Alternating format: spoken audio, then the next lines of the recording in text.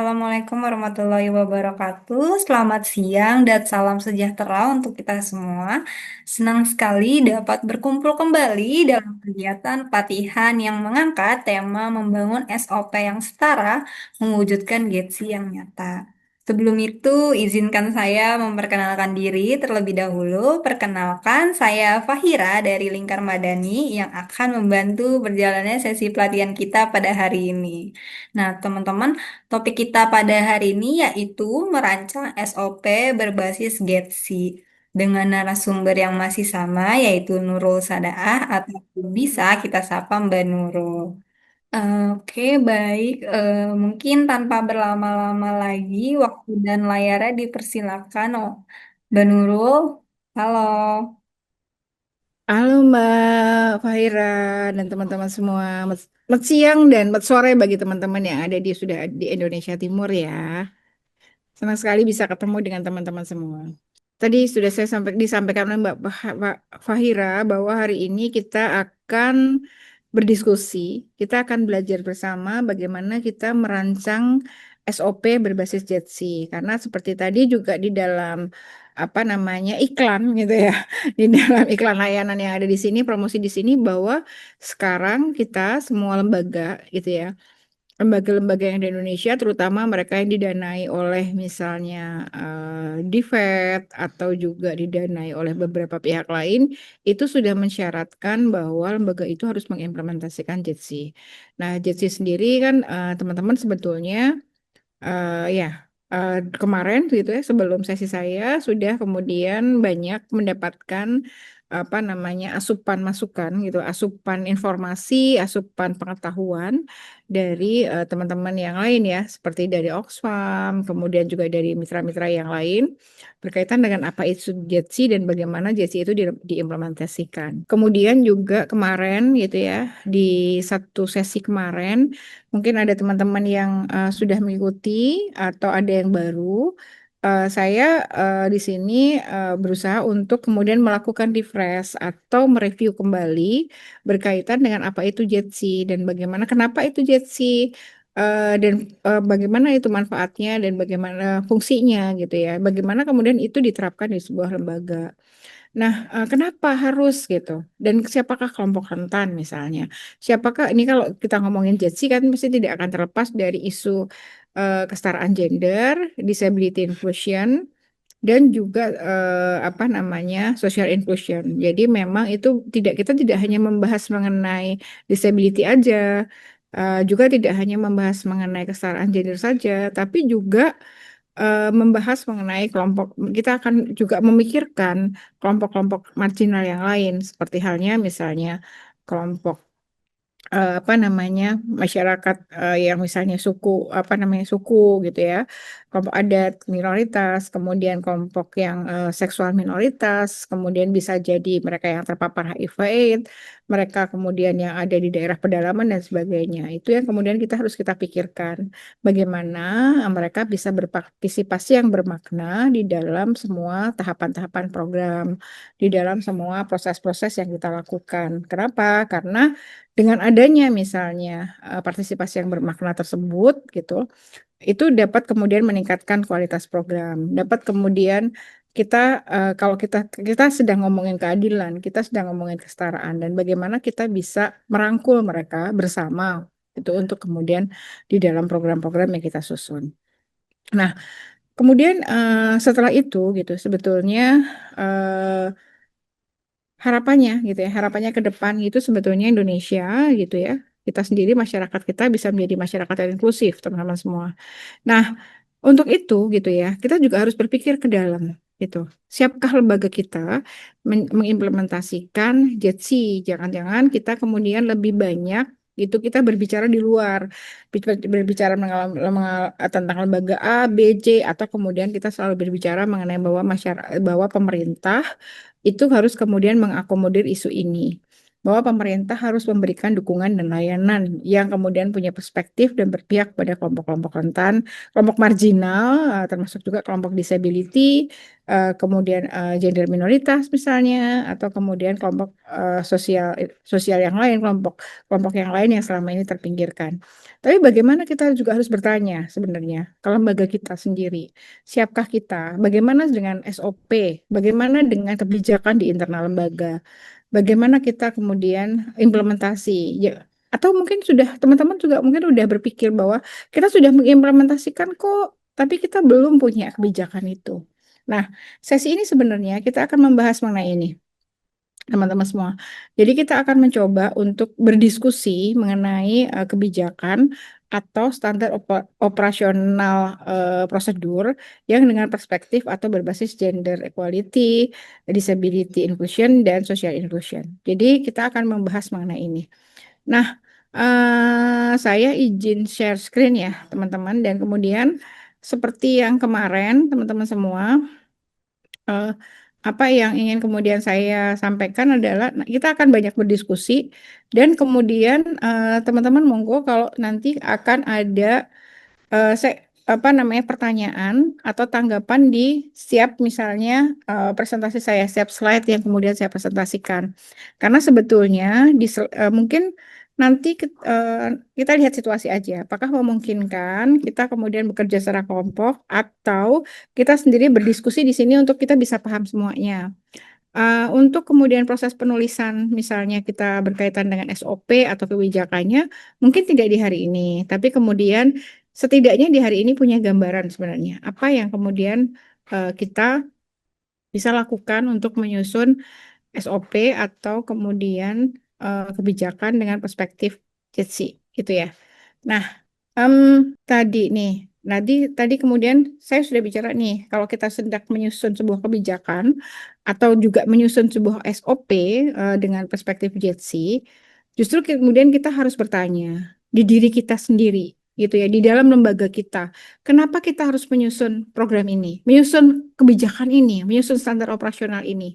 Apakah untuk betul-betul untuk lembaga kita, untuk kebaikan kita, untuk kemudian mengakomodir kelompok-kelompok minoritas dan marginal yang ada di sekitar kita, yang menjadi sasaran program kita, yang menjadi mitra kerja kita, yang menjadi anggota tim kita, atau justru kemudian kita itu pragmatis aja, karena ada syarat dari donor, ada syarat dari misalnya dari DIVET atau dari Penabulu atau dari siapapun yang kemudian bilang bahwa ini harus punya prosedur, harus punya SOP untuk kemudian diloloskan atau menjadi syarat untuk eh, dana gitu ya, untuk kemudian pencairan dana atau kemudian dalam kita proposal. Itu kita harus clear di kita sendiri. Sebenarnya tujuan kita apa gitu. Nah, kenapanya latar belakangnya apa? Kemudian atau kemudian sebenarnya kita sudah mengidentifikasi ada persoalan-persoalan loh di lingkungan kita, di komunitas kita yang kemudian belum kita pikirkan, yang kemudian harus kita pikirkan, tapi kemudian bagaimana nih cara mengakomodasinya?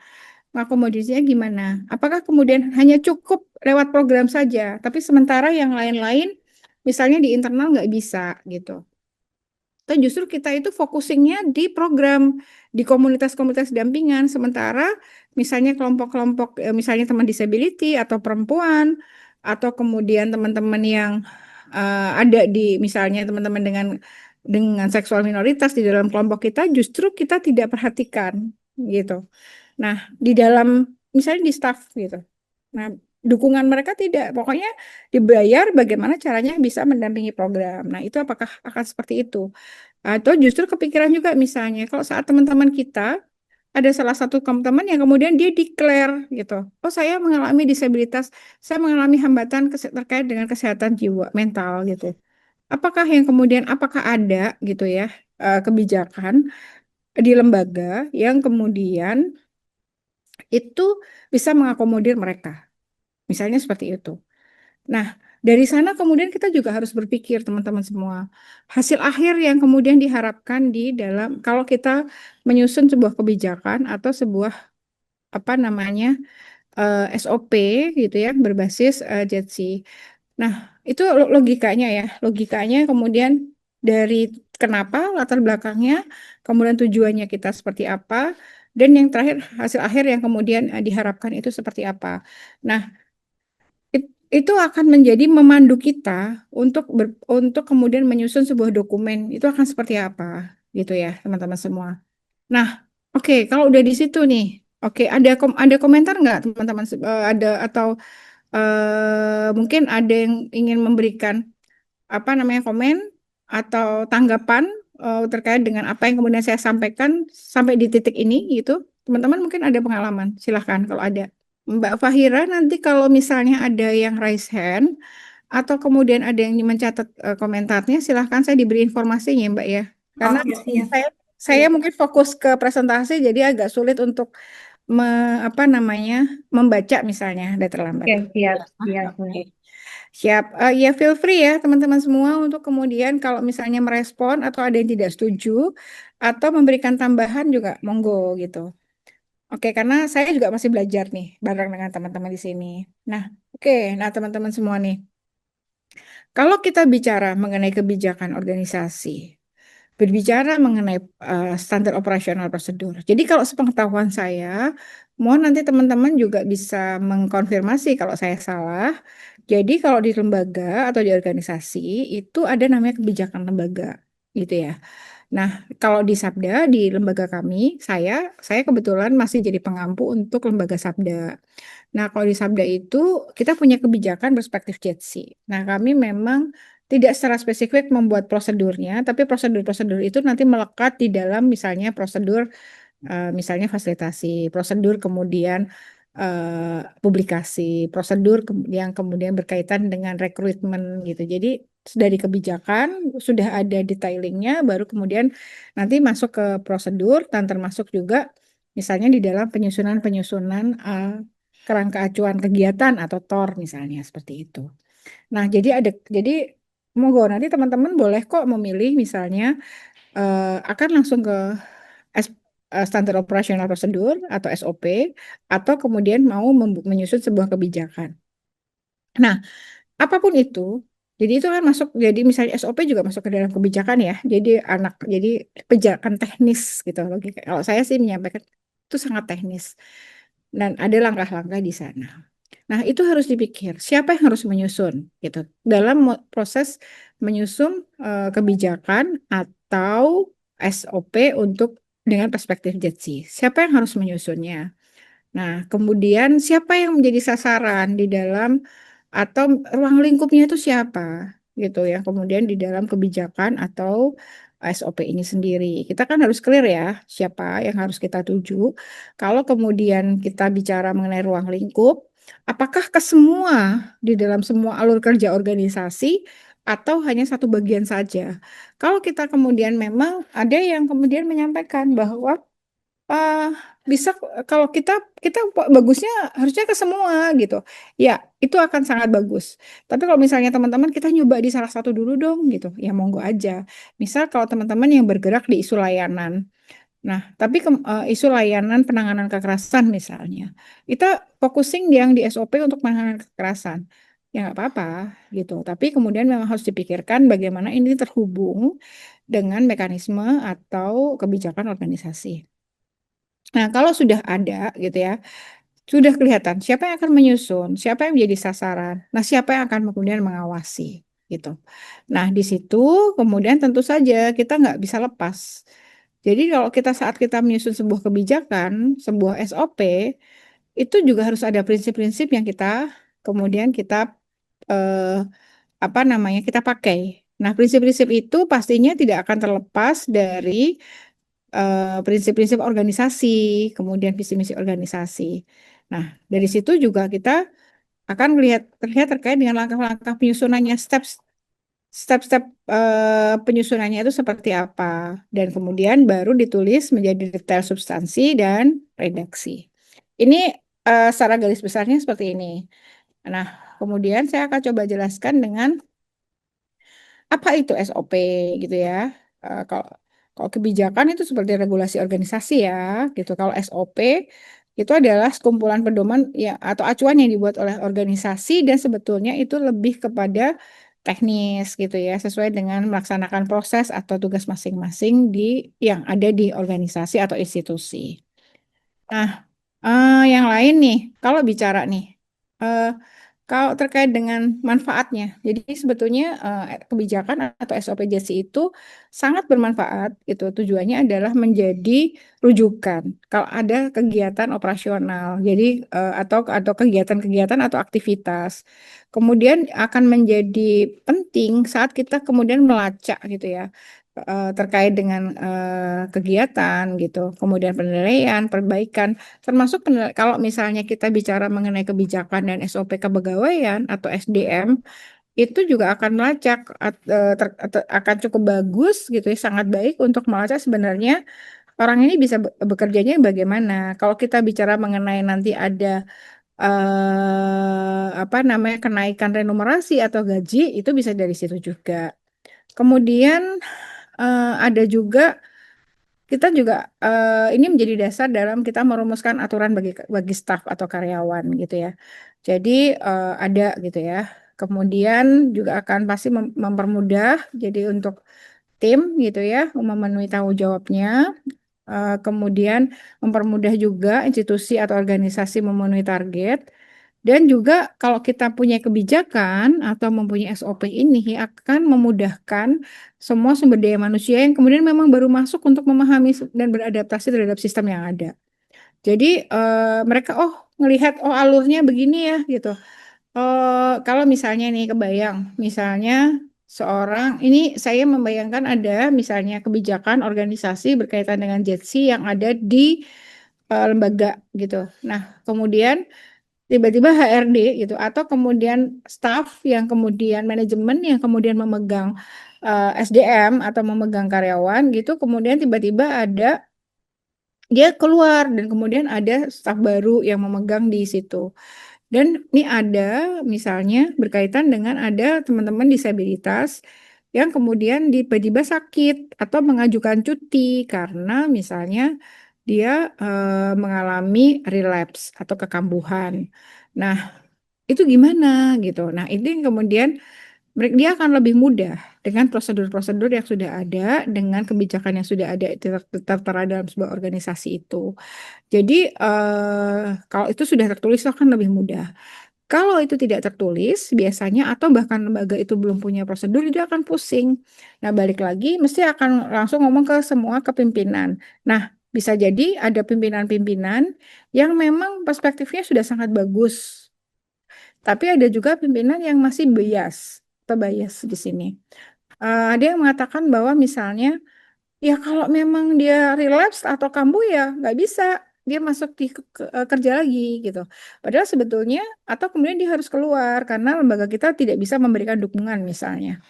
Nah itu atau mungkin bukan pimpinan, tapi justru ini di bagian misalnya keuangan yang kemudian mengatakan bahwa ya kalau dia nggak bisa dong mengajukan cuti ini karena cuti kita hanya terbatas pada cuti misalnya cuti sakit yang kemudian hanya berapa hari atau kemudian cuti melahirkan dan atau cuti haid gitu atau cuti pernikahan hanya itu. Kemudian kalau cuti karena dia relapse nggak bisa.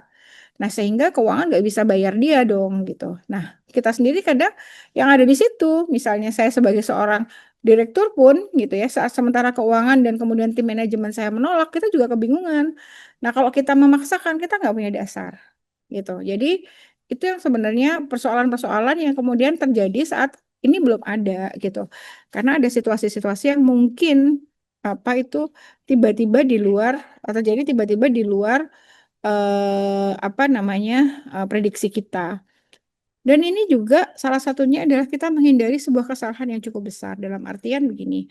Saat kita bekerja baik sendiri ataupun kemudian terutama kalau kita bekerja dengan donor atau pihak pemberi dana, kita pasti akan ada pemantauan, ada evaluasi, ada monitoringnya juga. Nah, saat kemudian ini teman-teman nih, ini kasus nih, misalnya contoh ini contoh misalnya lembaga saya misal nih ini contoh lembaga saya gitu. Nah, tiba-tiba kita punya tadi ada karyawan gitu ya, yang semula dia itu tidak declare atau tidak terassessment bahwa dia adalah seorang disabilitas atau nah tiba-tiba atau dan kemudian di tengah perjalanan gitu dia mengatakan dia tiba-tiba mengatakan bahwa saya karena kondisi pekerjaan saya tertekan dan saya kemudian mengalami hambatan kesehatan mental dan setelah kemudian dites di asesmen lagi ternyata betul. Nah, kemudian misal nih lembaga gitu, lembaga kemudian bilang bahwa oh karena kamu sudah tidak bisa bekerja di sini karena kondisi mentalmu yang begini, nanti kemudian apa namanya kamu berhenti saja atau kemudian tidak perlu memperpanjang masa kontrak. Nah, itu bisa jadi temuan saat kemudian adanya misalnya teman ini mempunyai akses untuk melakukan whistleblower atau melaporkan ini ke lembaga dana kita. Karena kan sekarang itu sudah apa informasi-informasi bagaimana mereka itu bisa mengakses itu cukup besar gitu ya informasinya. Nah, ini bisa jadi kesalahan dan ditujukan ke lembaga kita. Nah, ini kesalahan besar yang kadang-kadang kita sendiri karena tidak ada kebijakan di organisasi ini menjadi eh, persoalan gitu. Nah, ini nanti cukup banyak sih sebenarnya. Nah, kalau kita akan bicara PSEA, nanti di pertemuan yang akan datang lagi kapan-kapan kita juga akan membicarakan itu.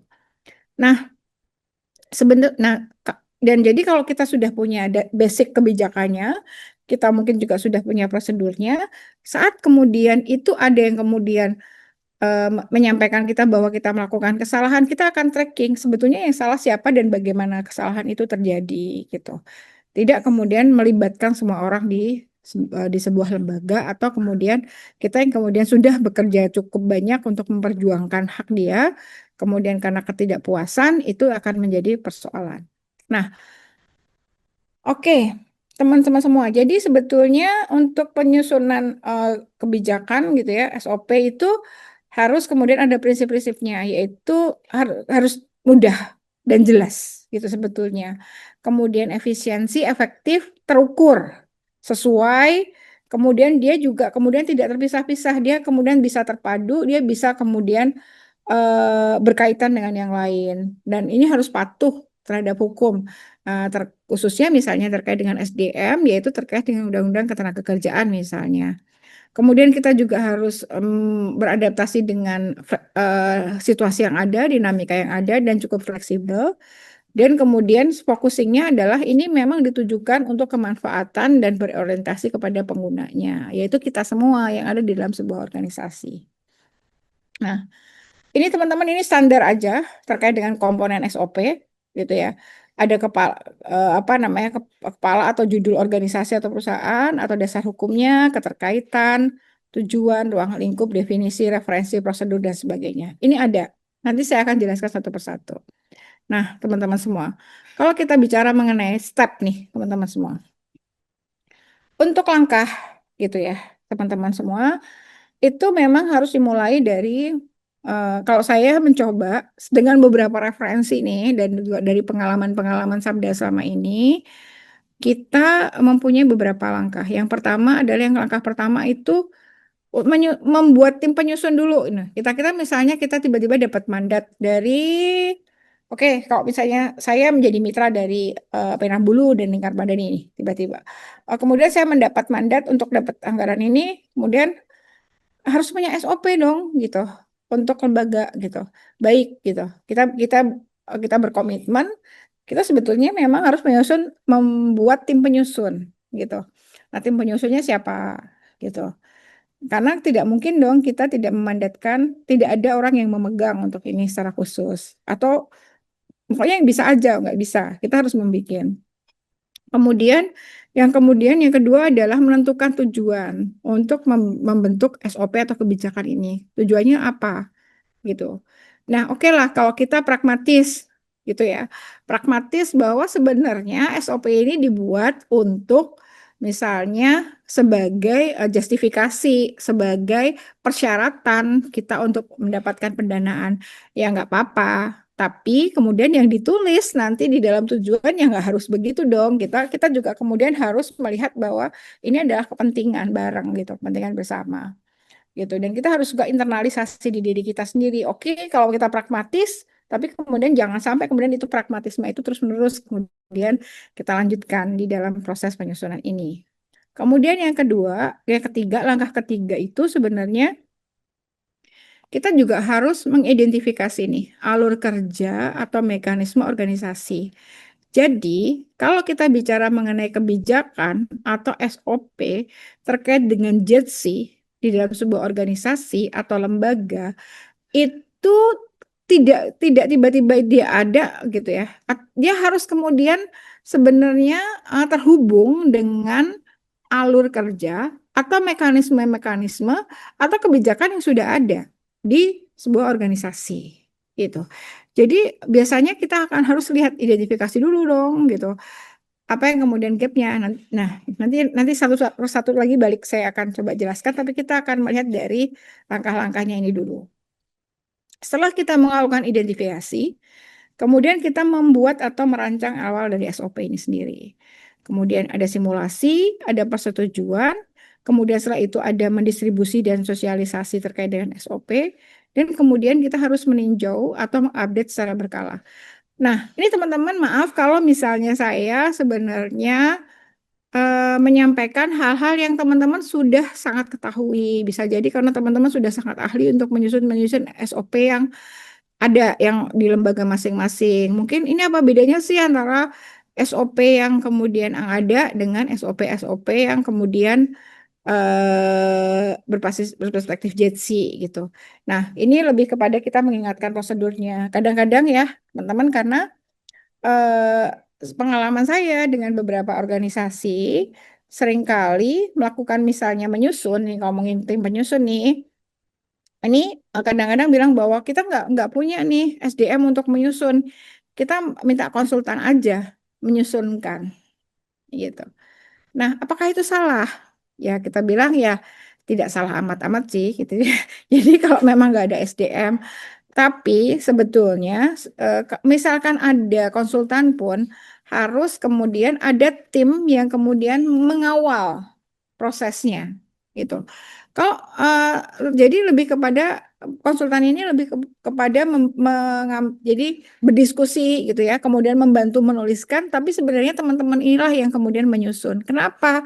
Karena yang tahu kebutuhan SOP atau kebijakan organisasi adalah teman-teman di organisasi ini sendiri gitu. Yang kemudian bisa kemudian yang memahami bagaimana ini kemudian akan di apa diinternalisasi, akan diimplementasikan, bagaimana kemudian dampaknya adalah teman-teman ini sendiri. Nah, konsultan adalah mereka yang akan membantu kita, gitu. Jadi, kalau saya sih, gitu, kalau di Sabda, pengalaman lagi, bahwa kita menyusun, di internal kita menyusun, dan kemudian ada memang teman-teman dari luar yang kita minta untuk membantu kami merasionalisasi atau kemudian membaca ulang apakah kemudian ini sudah tepat atau belum karena mungkin mereka punya referensi-referensi yang berbeda gitu. Nah, jadi kalau dari proses nih membuat tim penyusun. Nah, kalau kami ini ya dari Sabda gitu ya memberikan masukan begini bahwa mereka yang menjadi tim penyusun adalah yang pertama adalah orang yang atau tim kita sendiri di internal yang mempunyai keterampilan menulis dan mempunyai pengalaman dalam menulis SOP atau menulis kebijakan organisasi.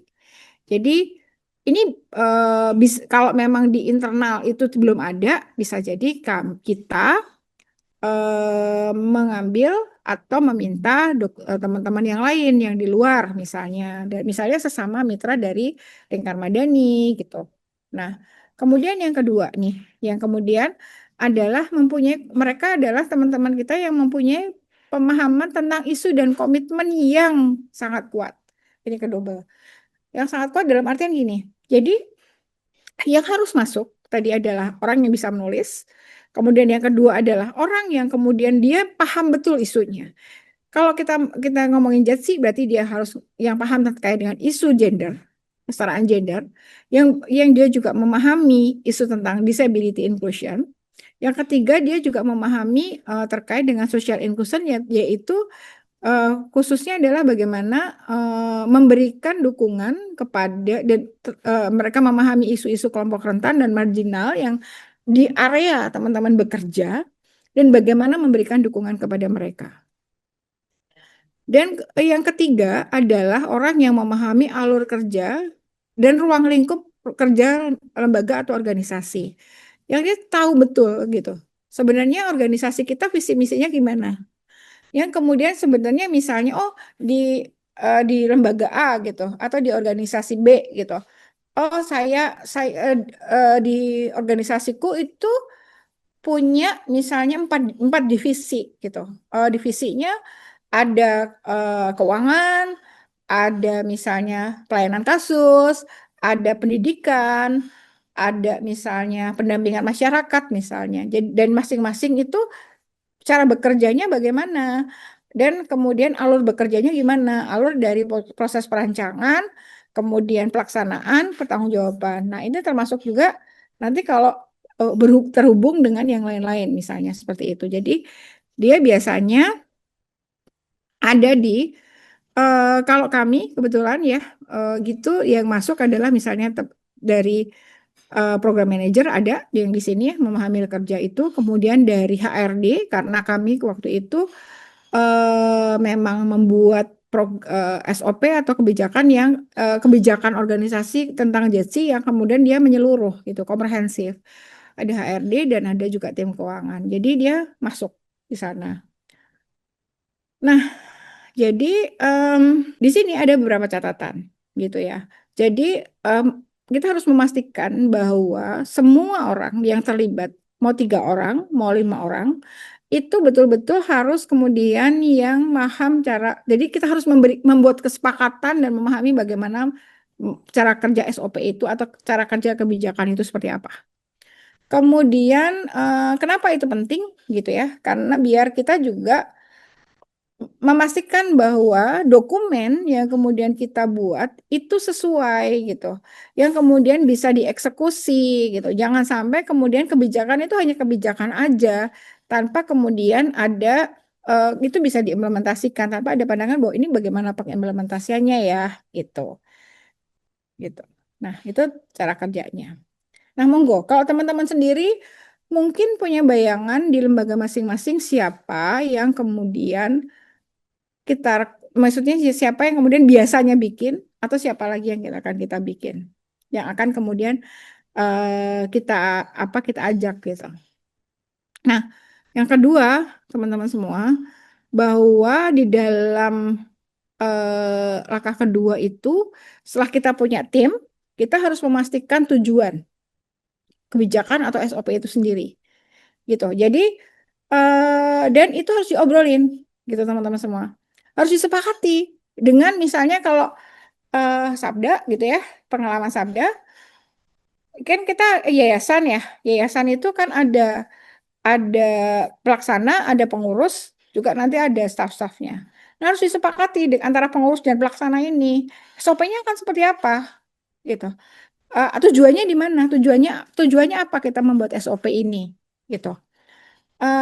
Kemudian yang akan diatur itu siapa aja? Apakah hanya misalnya, oh program aja, atau kemudian alur program. Jadi kebijakan atau SOP untuk program, atau kemudian program aja terpecah-pecah gitu.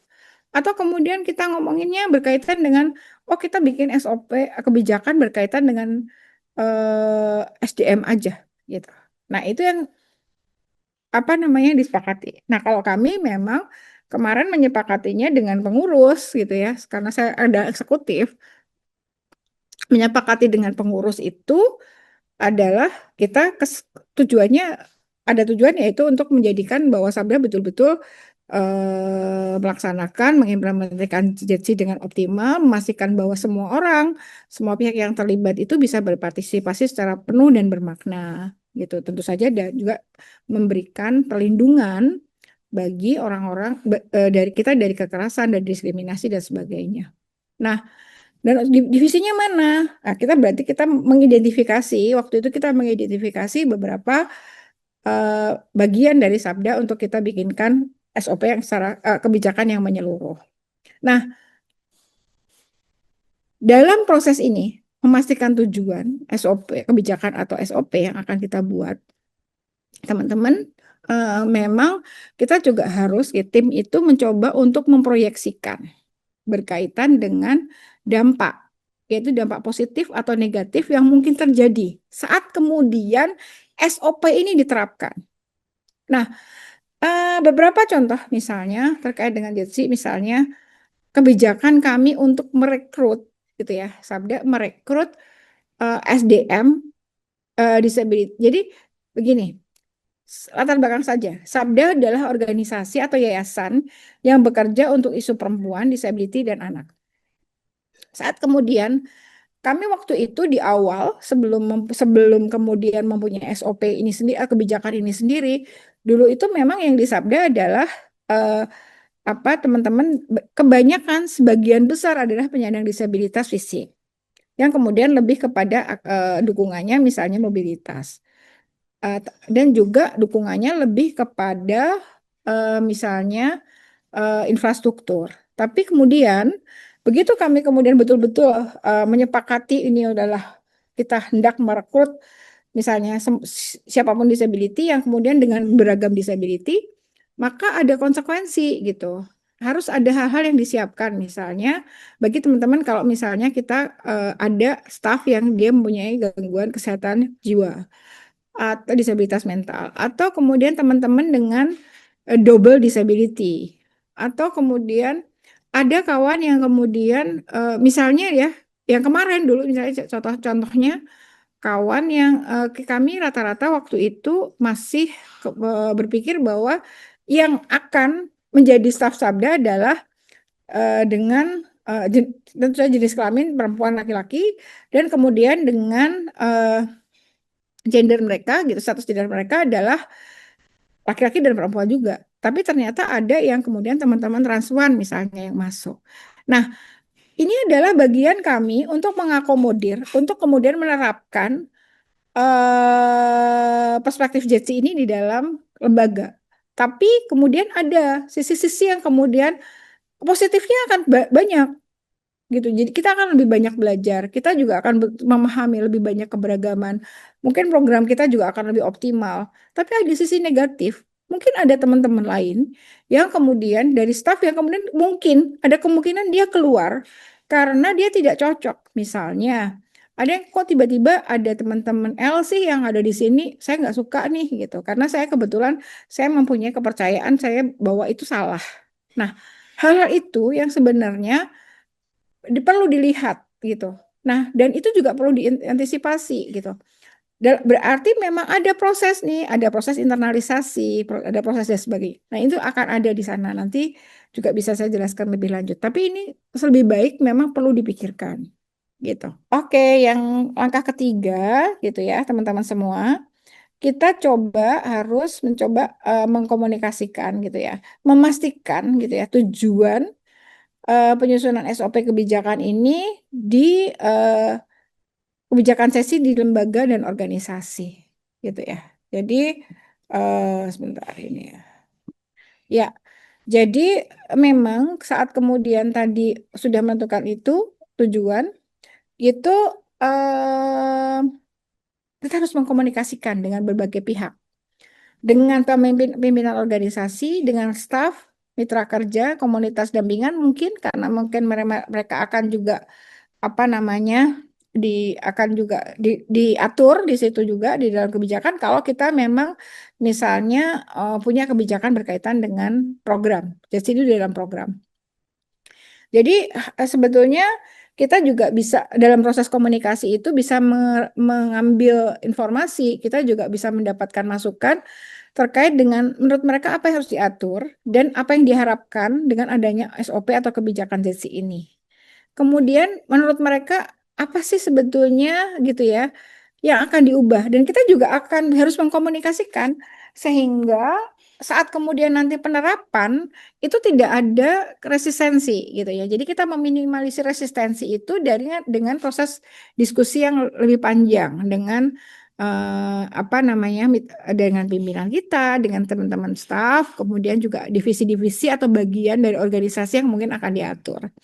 Karena bisa jadi nih teman-teman semua yang kalau di tempat saya dulu gitu ya, pertanyaan-pertanyaan itu bisa berasal dari keuangan gitu ya. Dari keuangan lumayan banyak tuh. Kalau ini diterapkan dari mana kita dapat duitnya? Kalau dari ini bagaimana kita ngaturnya? Begitu. Jadi cukup banyak gitu. Apalagi berkaitan dengan kepegawaian gitu. Nah, nih contoh nih teman-teman semua, kita ngasih contoh berkaitan. Maaf, ya. Oke. Bu Nurul, Ya, ini halo. di kolom chat sudah ada pertanyaan dari Kak Bardi. Oke, monggo sebentar saya baca ya di kolom chat. Bentar. Kolom chatnya di mana ya? Kok saya nggak nemu? Hmm, bisa dibacakan nggak, Mbak? Oke, aku bacakan ya Mbak. Dalam membangun SOP atau kebijakan lembaga terkait JETSI, bagaimana mekanisme penegakan dan pemberlakuan sanksi terhadap pelanggaran SOP tersebut, terutama ketika berhadapan dengan tantangan perilaku umur seperti kebiasaan merokok di kalangan staf CSO dan bagaimana strategi komunikasi yang tepat agar SOP ini dapat dipahami, diterima dan dijalankan oleh seluruh staf tanpa menimbulkan resistensi. Seperti itu, Mbak Nurul. Terima kasih, Kak Bardi. Oke, terima kasih Kak Bardi ya. Jadi Kak Bardi udah ini lah, udah jauh ke depan nih, gitu ya. Bagaimana sebenarnya mekanisme untuk kemudian kita punishment kalau ada orang yang melanggar dan bagaimana pengawalannya? Oke Kak, kita akan jawab setelah ada beberapa ini ya, beberapa penjelasan saya terkait dengan contoh-contoh yang ini. Nah. Kalau berkaitan dengan tadi kalau bicara mengenai bagaimana meminimalisir resistensi, sebetulnya proses yang kemudian kita harus kita lakukan, misal tadi bagaimana agar mereka tidak merokok sembarangan gitu. SOP atau kebijakan yang mengatakan bahwa ini ada ruang-ruang yang kemudian di dalam ruangan itu kita harus menghormati ada ruang yang ramah anak perempuan gitu ya, yang kemudian tidak memperbolehkan misalnya staf yang kemudian merokok itu merokok di dalam ruangan, di dalam rapat gitu ya. Kemudian kalau merokok harus di luar. Nah, kemudian ini gimana nih? Misal ternyata yang di dalam sebuah organisasi itu ada 15 orang. Perempuannya cuma 5, yang laki-laki ada 10 gitu misalnya. Dan yang 10 laki-laki atau yang perempuan yang 5 ini sebagian besar merokok. Nah, ini adalah proses yang kemudian ini akan beresiko pada sebuah resistensi atau penolakan dari kebijakan ini. Meskipun kebijakan itu bagus, kebijakan yang kemudian menjaga perempuan, kemudian dia mempunyai perspektif perempuan. Nah, atau anak gitu ya. Karena kan bisa jadi ada anak-anak yang ada di lembaga itu, misalnya anak yang diajak ibunya bekerja atau bapaknya bekerja, atau kemudian ibu hamil di sana. Dan itu berisiko. Nah, bagaimana? Nah, kenapa itu jadi penting? Kemudian saya menyampaikan ada step. Bagaimana itu rencana penyusunan SOP itu diobrolkan, didiskusikan, disondingkan kepada anggota. Jadi kepada staff, kepada ya orang-orang yang ada di dalam kita disondingkan dulu gitu ya. Oh ini ada loh tim dan kemudian kita mau menyusun. Sebenarnya kita mulai ngobrolin berkaitan dengan kenapa ini penting gitu. Jadi tidak tiba-tiba nanti di akhir mereka hanya disosialisasi dan mereka harus melakukan. Ya itu nggak apa-apa, tapi ada resiko bahwa ada resistensi. Jadi diskusi di awal, diskusi kemudian kita kenapa kemudian kita mau ini penting loh, kenapa gitu. Nah itu mulai di tengah itu untuk meminimalisir resistensi. Nah ini ya teman-teman semua. Bagaimana kemudian terkait dengan punishment-nya? Nanti kita obrolin lagi nih. Nah, termasuk juga harusnya memang kalau punishment itu ada di SOP ini juga sih sebetulnya gitu. Bagaimana cara-cara pengambilan keputusan dan sebagainya untuk misalnya ada orang yang melanggar dan siapa yang harus kemudian menegakkan ini. Nah, kalau saya ini sedikit ya teman-teman mungkin bisa mengambil contoh-contoh kebijakan organisasi lain. Tapi karena memang pengalaman saya gitu ya di Sabda gitu, em, share aja gitu. Jadi kalau kemarin terkait dengan Jetsi, Sabda itu menyusun kebijakan yang mengatur semua bagian kerja dari Sabda. Jadi kami tidak kemudian mengambil hanya satu divisi, satu bagian, tapi ke semuanya. Kemudian bahwa memang tujuannya gitu, Sabda menjadi lembaga yang mampu mendukung dan memfasilitasi semua pihak yang bekerja sama, bekerja bersama Sabda untuk dapat berpartisipasi penuh. Jadi semua orang yang kemudian bekerja bersama Sabda di dalam secara internal atau eksternal itu bisa kemudian berpartisipasi penuh, tidak ada yang ketinggalan, no one left behind gitu. Jadi tidak ada seorang pun di dalam kerja-kerja kita yang kemudian boleh tertinggal karena kondisi disability-nya, kondisi karena misalnya mereka adalah ibu-ibu yang kami adalah teman perempuan yang kemudian mereka sedang cuti atau bagaimana gitu. Jadi kemudian mereka tidak kemudian ditinggalkan. Dan mereka bisa terlindungi dan dari marginalisasi, diskriminasi dan kekerasan karena bisa jadi ada dari keberagaman gender, disabilitas dan latar belakang sosial. Nah, karena memang di Sabda cukup beragam teman-teman semua. Jadi kami dari beragam suku, ada beragam agama, kemudian disability dan juga ada beragam juga orientasi seksual gitu ya. Nah, kemudian tujuannya itu macam-macam nih, ada 5 gitu bahwa kami ingin memastikan bahwa sumber daya yang ada di Sabda itu direkrut, bekerja dan mendapat perlindungan serta fasilitas yang sesuai dengan kebutuhan khususnya sebagai manusia yang beragam. Kemudian yang kedua adalah memastikan setiap program dan kegiatan melibatkan dan memberikan dukungan kepada semua kelompok masyarakat termasuk di dalamnya adalah anak, perempuan, penyandang disabilitas yang juga beragam.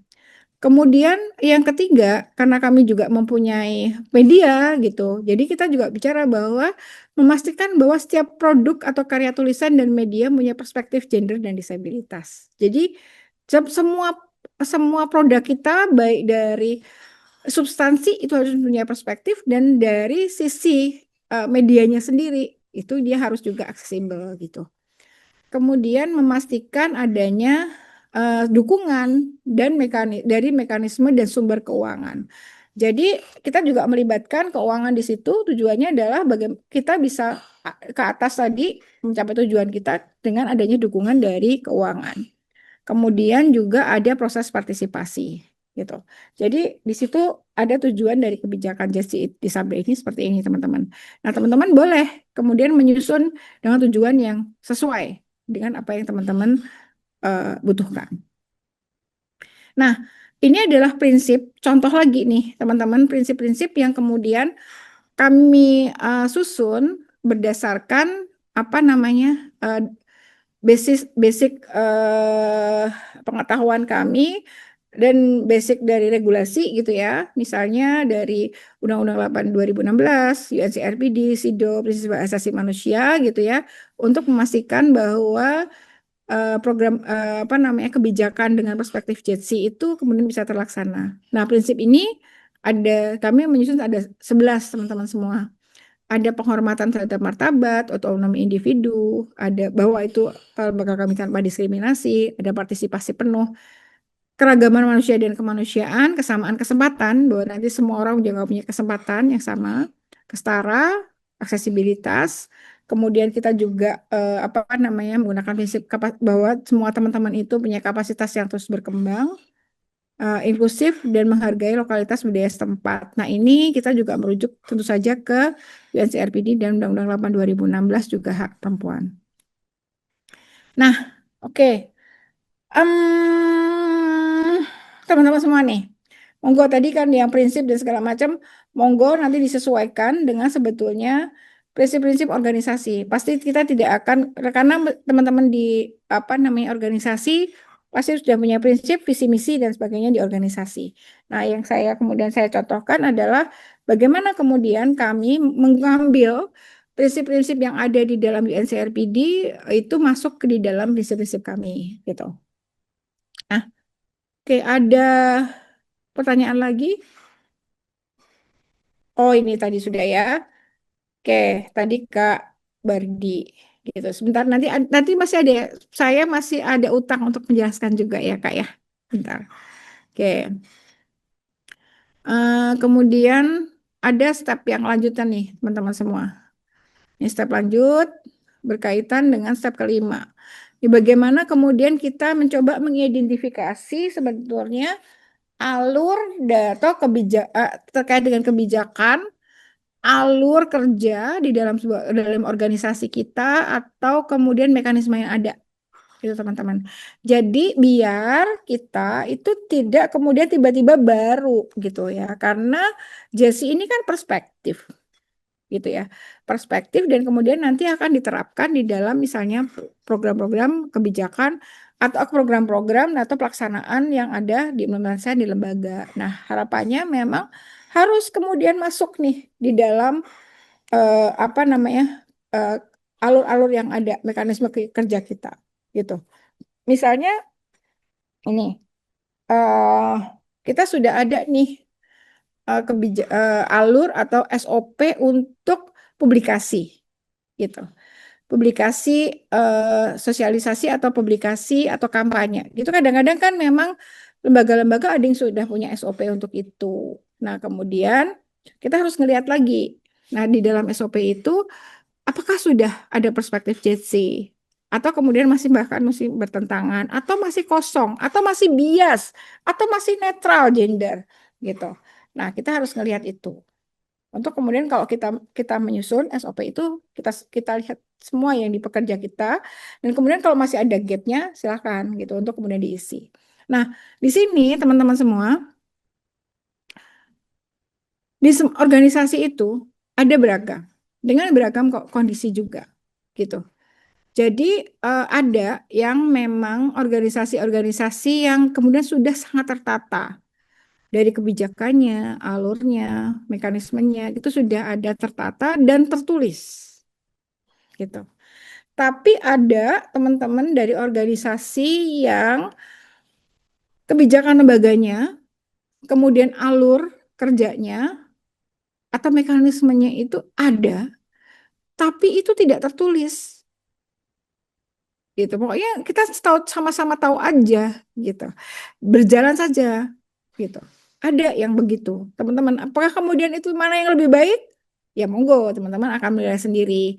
Selama mungkin itu apa namanya eh, memang bisa digunakan oleh lembaga. Tapi memang kalau saya sendiri berpikir kalau memang tidak tertulis, itu ada resiko bahwa yang kebijakan-kebijakan yang bagus SOP yang sudah atau kemudian mekanisme kita yang bagus itu kemudian akan hilang atau berubah gitu. Saat kemudian SDM yang mengawal itu keluar atau hilang atau berganti gitu. Dan akan lebih baik, akan lebih sustain apabila itu ditulis gitu. Nah, kalau misalnya nih teman-teman menelusuri gitu dan akan lebih mudah nih ditelusuri kalau memang ada dokumen yang tertulis. Tapi kadang-kadang ditulis pun kadang juga berserakan ya teman-teman ya. Eh, Misalnya nih tiba-tiba saya tanya ke HRD saya, Mbak, saya minta dong kebijakan organisasi yang berkaitan dengan JETSI. Oke ini Bu gitu. Kemudian saya bilang, Mbak, ini ada nggak ya yang kemudian kemarin kayaknya kita bikin untuk kebijakan SOP untuk perekrutan. Oh iya kah Bu, ada nggak ya gitu. Nah, oh ada gitu. Oh ternyata nggak ada misalnya. Bilangnya oh adanya TOR gitu. Oke gitu. Berarti meskipun tertulis bisa jadi berserakan gitu. Nah, kemudian yang harus kita lakukan apa? Gitu ya. Yang kalau gitu memang sudah ada yang tertulis, ya berarti kita harus ngumpulin nih dokumen ini. Kemudian kita coba ngelihat tim ini mengidentifikasi kesenjangan atau kekosongan yang ada di situ dan kemudian apa yang kemudian perlu diatur ulang. Bisa jadi ada yang masih bagus, ada yang kemudian betul-betul tepat bisa dilaksanakan lagi atau kemudian ini memang kosong dan atau ada yang memang ini sudah tidak bisa digunakan lagi, harus diatur ulang. Dan kemudian, nah setelah ada dilihat itu kalau memang masih ada, bisa jadi itu dikonfirmasi teman-teman, harus dikonfirmasi ke misalnya ke divisi-divisi tersebut, apakah ini masih dilaksanakan atau tidak, ataukah kemudian masih ada hambatan atau tidak. Nah ini memang akhirnya kayak kayak seperti ini ya, seperti kok kita ngelihat semuanya ya gitu, ya tapi ya itulah kalau kita ngomongin Jesse, ya itu memang harus masuk ke semua lini gitu. Nah, kemudian yang lain adalah gimana nih kejadiannya kalau memang belum ada alur kerja yang tertulis atau kebijakan yang tertulis di situ. Nah, kalau begitu, teman-teman ada kerja lebih ekstra nih, gitu ya, menggali informasi gitu dari mereka yang ada di situ, yang sudah lama bekerja. Bagaimana sebetulnya sistem itu berjalan? Nah, kemudian balik lagi tetap harus identifikasi kesenjangan dan hal-hal yang penting untuk diatur ulang dan juga harus melakukan konfirmasi. Ini ya teman-teman ya, berkaitan dengan membaca kembali atau meninjau alur kerja organisasi. Oke, saya tetap mengundang teman-teman untuk merespon. Saya takut kalau saya ngomong terlalu panjang dan kemudian teman-teman ngantuk karena ini udah siang. Nah, oke oke. Nah, belum ada lagi ya Mbak Fahira? Belum, Mbak. Oke, nih teman-teman nih masih stepnya masih step ketiga. Ada step keempat nih, menyusunan draft awal SOP kebijakan gitu ya, atau kebijakan. Memang setelah kita melihat, mengkomunikasikan, kita mengidentifikasi alur yang ada, kita kemudian menyusun draft awal gitu. Draft awal yang kemudian disusun aja oleh tim. Ada beberapa hal yang kemudian sebaiknya ditulis. Kalau kami gitu terbiasa menulis SOP ataupun kebijakan itu dengan latar belakangnya gitu. Nah, jadi latar belakang itu adalah situasi kondisi terkini, misalnya di sebuah organisasi dan kenapa ini penting untuk diatur. Ini jadi penting kan, tapi ini opsional. Ada cukup banyak yang tidak.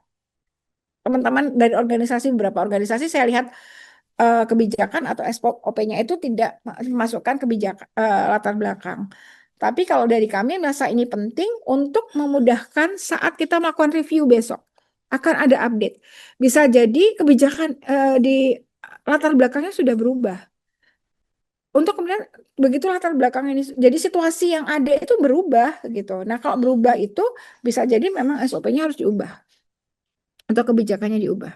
Kemudian tentu saja kita harus menuliskan tujuan yang kemudian disesuaikan. Kita lihat visi misi lembaga kita seperti apa. Kemudian memasukkan prinsip-prinsip JETSI di dalam kebijakan SOP. Contohnya misalnya seperti yang tadi saya sampaikan, misalnya kita harus menghormati keberagaman gitu ya, menghormati martabat manusia gitu ya.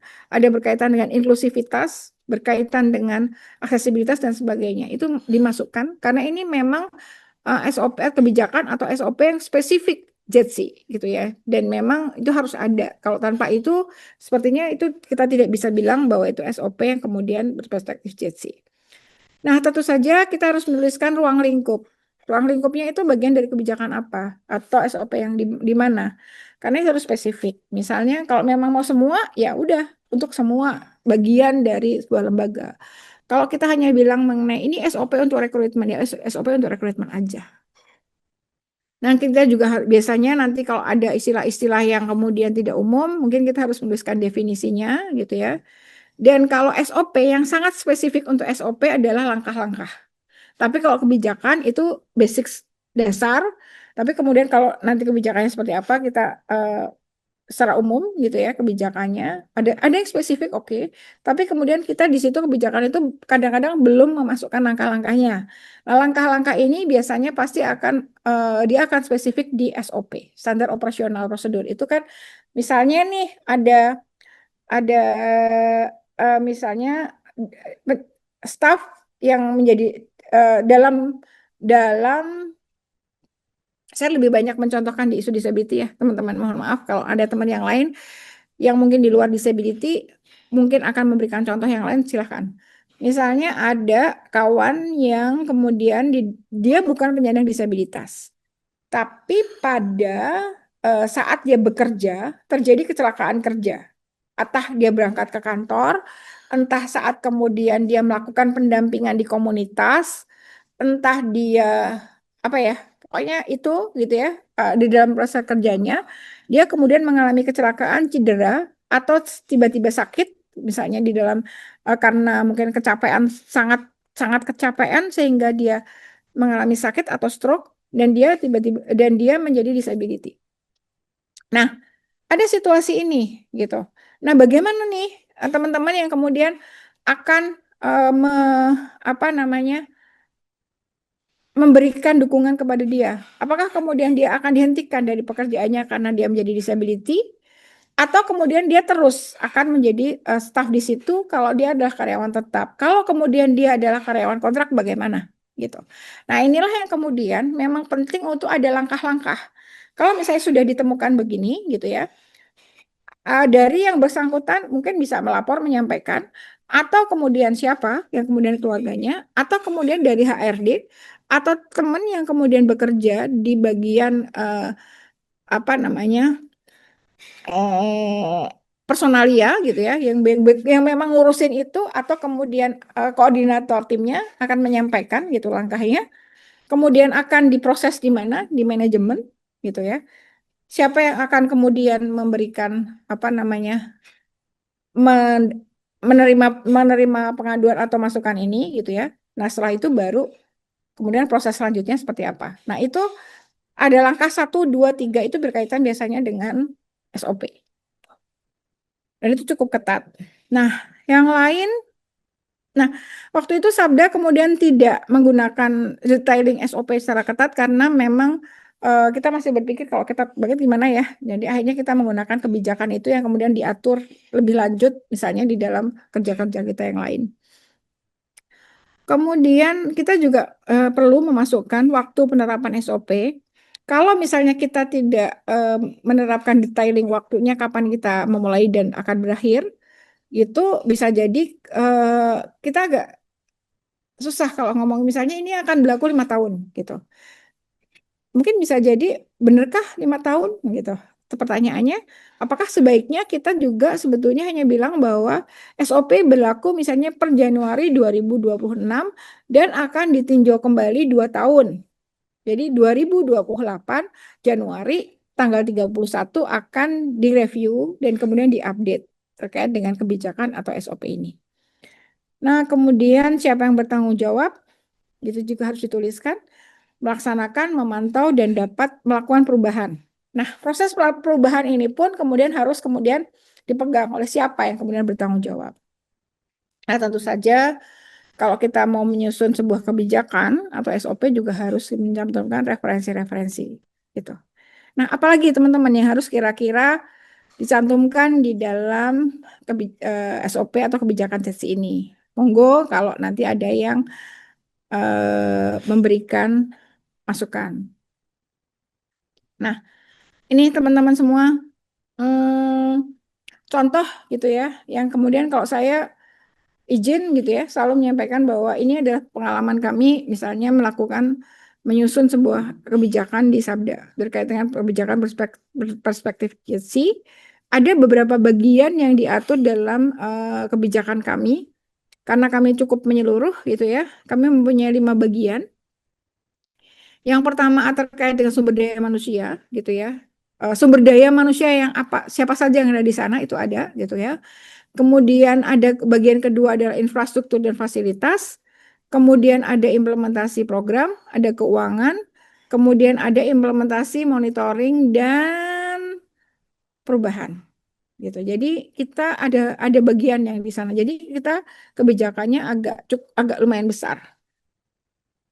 Nah, kemudian nih teman-teman. Nah, nih kalau di bagian SDM itu kira-kira yang diatur apa aja sih gitu. Yang dituliskan siapa aja, apa aja. Nah, kemudian kita di bagian ini kita menuliskan sebenarnya menurut kita definisi kita SDM sumber daya manusia di Sabda itu apa aja gitu. Jadi kemudian kita mendefinisikan. Nanti kalau teman-teman membutuhkan saya bisa share, mengirim gitu ya dokumen ini ke apa namanya ke teman-teman panitia untuk kemudian bisa dibagi.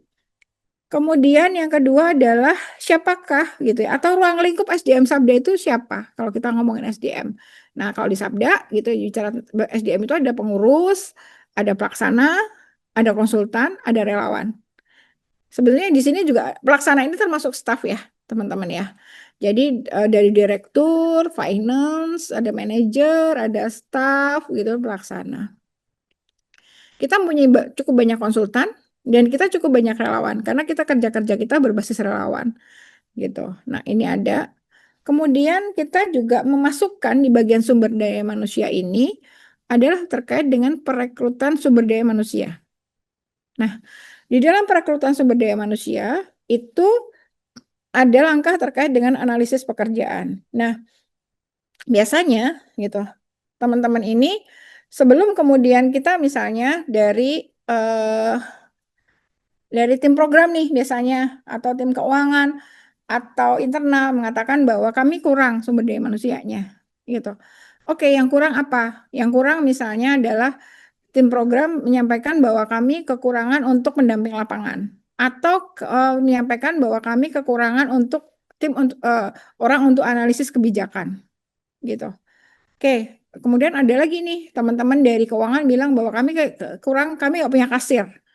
Atau yang kemudian dari teman-teman dari internal bilang office girl-nya sudah mau pensiun. Nah, itu berarti memang ada proses kemudian kami menyampaikan bahwa di bagian ini gitu ya, di bagian ini sampaikan bahwa kalau memang ada kebutuhan untuk itu, tolong dianalisis sebetulnya pekerjaan yang akan mereka lakukan itu apa gitu. Jadi ini untuk mempermudah proses kemudian proses rekrutmen. Nah, dari analisis pekerjaan itu kemudian biasanya akan muncul namanya TOR atau kerangka acuan gitu ya untuk kebutuhan atas SDM. Dari itu kemudian masuklah ada proses seleksi. Nah, proses seleksi ini kalau kita bicara mengenai JETSI berarti kemudian karena kami kemudian melihat bahwa sangat penting untuk kemudian announce atau menyampaikan di dalam proses seleksi itu prasyarat yang kemudian dia memang mengherat bahwa ini ada boleh loh disability, kalau non disability juga ada, itu juga misalnya diutamakan misalnya disability atau perempuan atau siapapun yang kemudian memang kita inginkan untuk di situ. Tapi biasanya kita akan bicara bahwa ini terbuka, diprioritaskan misalnya untuk penyandang disabilitas atau perempuan misalnya gitu. Dan dari proses seleksinya pun kemudian kita di sana ada tahapan-tahap bagaimana memastikan bahwa proses seleksi itu dari proses media, dari peluncuran, dari pengumuman atau informasinya itu aksesibel dan bisa menjangkau semua orang. Dan kemudian bisa diterima oleh teman-teman disability. Dan kemudian proses seleksinya pun ada tahapan-tahapan dan ada dukungan yang kemudian ini aksesibel bagi baik itu perempuan ataupun kemudian bagi teman-teman disability. Nah, setelah itu kemudian ada dari proses seleksi, penerimaan, kemudian penempatan kerja. Nah, penempatan kerja itu juga bagaimana kemudian dia di bagian mana gitu ya, kemudian yang sesuai, dukungan apa yang kemudian dibutuhkan, dan siapakah yang kemudian akan menjadi supervisor atau kemudian akan memberikan dukungan itu. Nah, di sana juga ada di bagian perekrutan SDM itu ada pelatihan dan pemagangan. Bagaimana teman-teman ini melakukan didorong untuk apa namanya mengembangkan diri gitu. Kemudian ada evaluasi kerja. Nah, evaluasi kerja itu bagaimana batasannya dan bagaimana evaluasi kerja itu juga melihat terkait dengan isu-isu JETSI ini. Jadi bagaimana kalau misalnya eh, melihat terkait dengan kerentanan-kerentanan atau situasi-situasi yang mungkin terjadi pada teman-teman yang teman-teman disability atau teman-teman perempuan.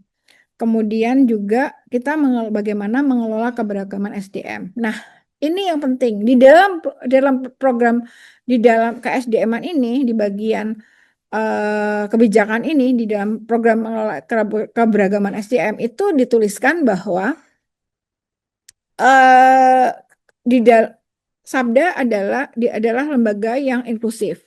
Yang di sini beragam manusia itu menjadi sumber daya di sini. Ada yang punya basis keberagaman agama, kemudian orientasi gender, apa namanya, orientasi seksual, kemudian keberagaman gender, keberagaman disabilitas, suku, gitu-gitu. Nah, sehingga ada proses di mana eh, harus ada upaya untuk menjelaskan dan kemudian tentang keberagaman itu kepada semua staf yang ada, semua anggota, dan juga mendorong mereka bisa berkomunikasi dan bekerja sama gitu. Jadi tidak ada kemudian bullying dan sebagainya. Nah, itu teman-teman. Dan kemudian memang ada SOP untuk perekrutan SDM di sini. Nah, ini berkaitan dengan SDM. Ya, kemudian di dalam kebijakan yang sama nih, teman-teman semua, ini juga ada berkaitan dengan SOP ada bagian berkaitan dengan infrastruktur, sarana prasarana dan akomodasi yang layak. Nah, ini saya masih menggunakan yang lain karena saya copy paste aja dari kebijakan kami. Gitu. Jadi kami mempunyai basic aturan. Misalnya terkait dengan Permen PUPR terkait dengan desain universal dan aksesibilitas. Nah, kemudian kami memasukkan beberapa kebijakan mengenai aksesibilitas sarana prasarana dan penyediaan akomodasi yang layak di lembaga. Jadi ada memastikan bangunan fisik, infrastruktur kantor, memudahkan bagi semua staf, yang memudahkan bagi semua staf. Kemudian menyediakan fasilitas berupa laptop, komputer bicara bagi staf dengan disabilitas netra.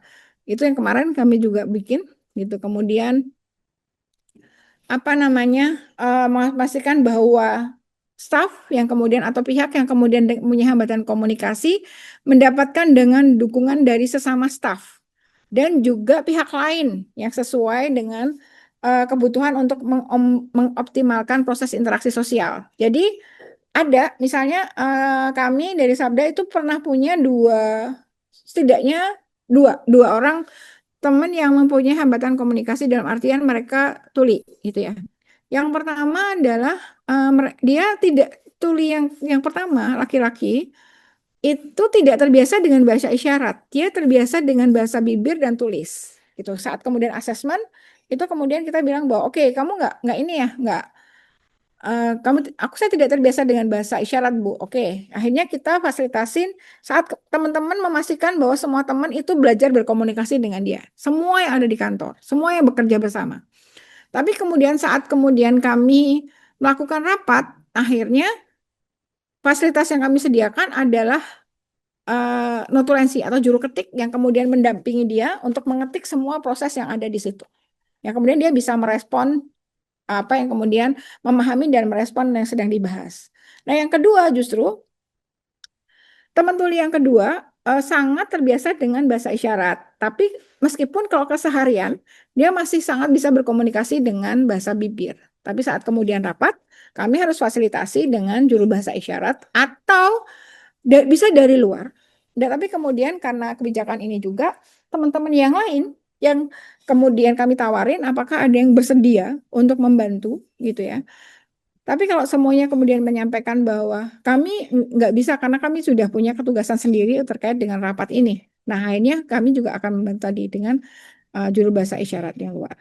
Nah, kemudian di kami itu juga mempunyai kebijakan berkaitan dengan infrastruktur sarana prasarana adalah menyediakan ruang kerja yang ramah untuk anak. Jadi, kalau kami di Sabda, karena sebagian besar adalah perempuan, dan perempuan ini kemudian mempunyai anak-anak yang kadang dibawa ke kantor saat misalnya pulang sekolah atau kemudian mereka libur gitu ya, mereka diajak ke kantor. Sehingga ruang kerja yang ada di Sabda itu memang tidak boleh untuk merokok, orang merokok. Kemudian dia cukup aman, nyaman gitu misalnya ada misalnya mau tidur gitu, ada yang kemudian mereka bisa buat tidur atau kemudian tidak ada yang kemudian boleh berkata kasar atau kotor di ruang kerja. Meskipun untuk semuanya tapi karena ini memang melindungi anak-anak itu nggak nggak boleh gitu ya.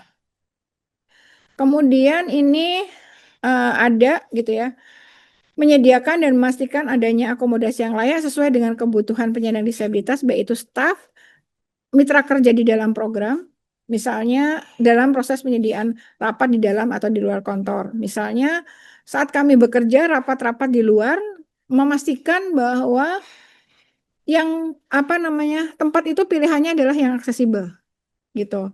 Nah kemudian kami juga memasukkan gitu adaptasi dan renovasi bangunan gedung itu di perencanaan yayasan. Nah, Sabda adalah organisasi yang tidak terlalu besar, organisasi kami kecil, sudah 20 tahun. Kami tidak punya kantor sendiri, jadi kantor kami adalah kantor kontrak gitu ya. Misal jadi kami tinggal di dalam satu kantor itu 5 tahun, atau ada yang kemarin 8 tahun, ada yang 2 tahun gitu. Tapi di dalam proses kami berganti, berpindah kantor itu, kami harus memastikan bahwa kantor kami aksesibel. Nah, aksesibel dari ruang depan sampai kemudian toilet, sampai ke dapur dan sebagainya, itu kemudian semuanya harus merasa nyaman dan mudah dan aman, sehingga itu tidak masuk di dalam tidak hanya jadi kita harus memasukkan itu di dalam penganggaran yayasan gitu. Bagaimana kalau kami pindah itu harus aksesibilitas itu terjamin gitu. Oke.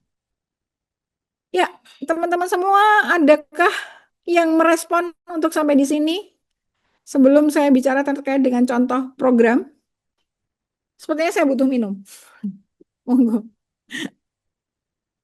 Mbak Nurul, mungkin sebelum dilanjut kita foto bersama dulu ya Mbak ya. Boleh foto bersama atau ada yang mau apa dulu gitu juga nggak apa-apa. Silakan teman-teman mungkin boleh dibantu nyalakan kameranya. Oh, oke. Mbak Nurul, saya screennya aku stop dulu ya. Boleh. Oke, silakan yang lainnya.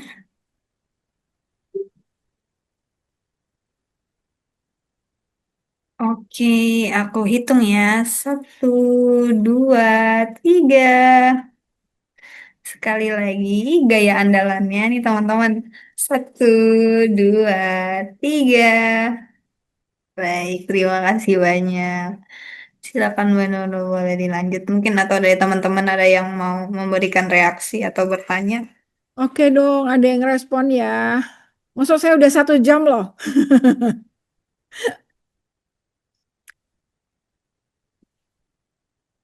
Oh, Ada yang mau nanya boleh, atau memberikan tanggapan aja.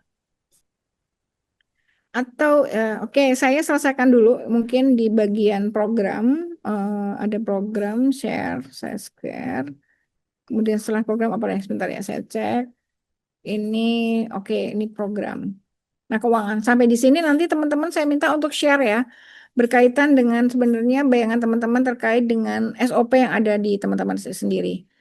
Nah, oke, teman-teman, ini saya lanjut sedikit. Bagian dari kebijakan lembaga yang berkaitan dengan program itu kami memasukkan sebetulnya siapa saja pihak yang terlibat di dalam program.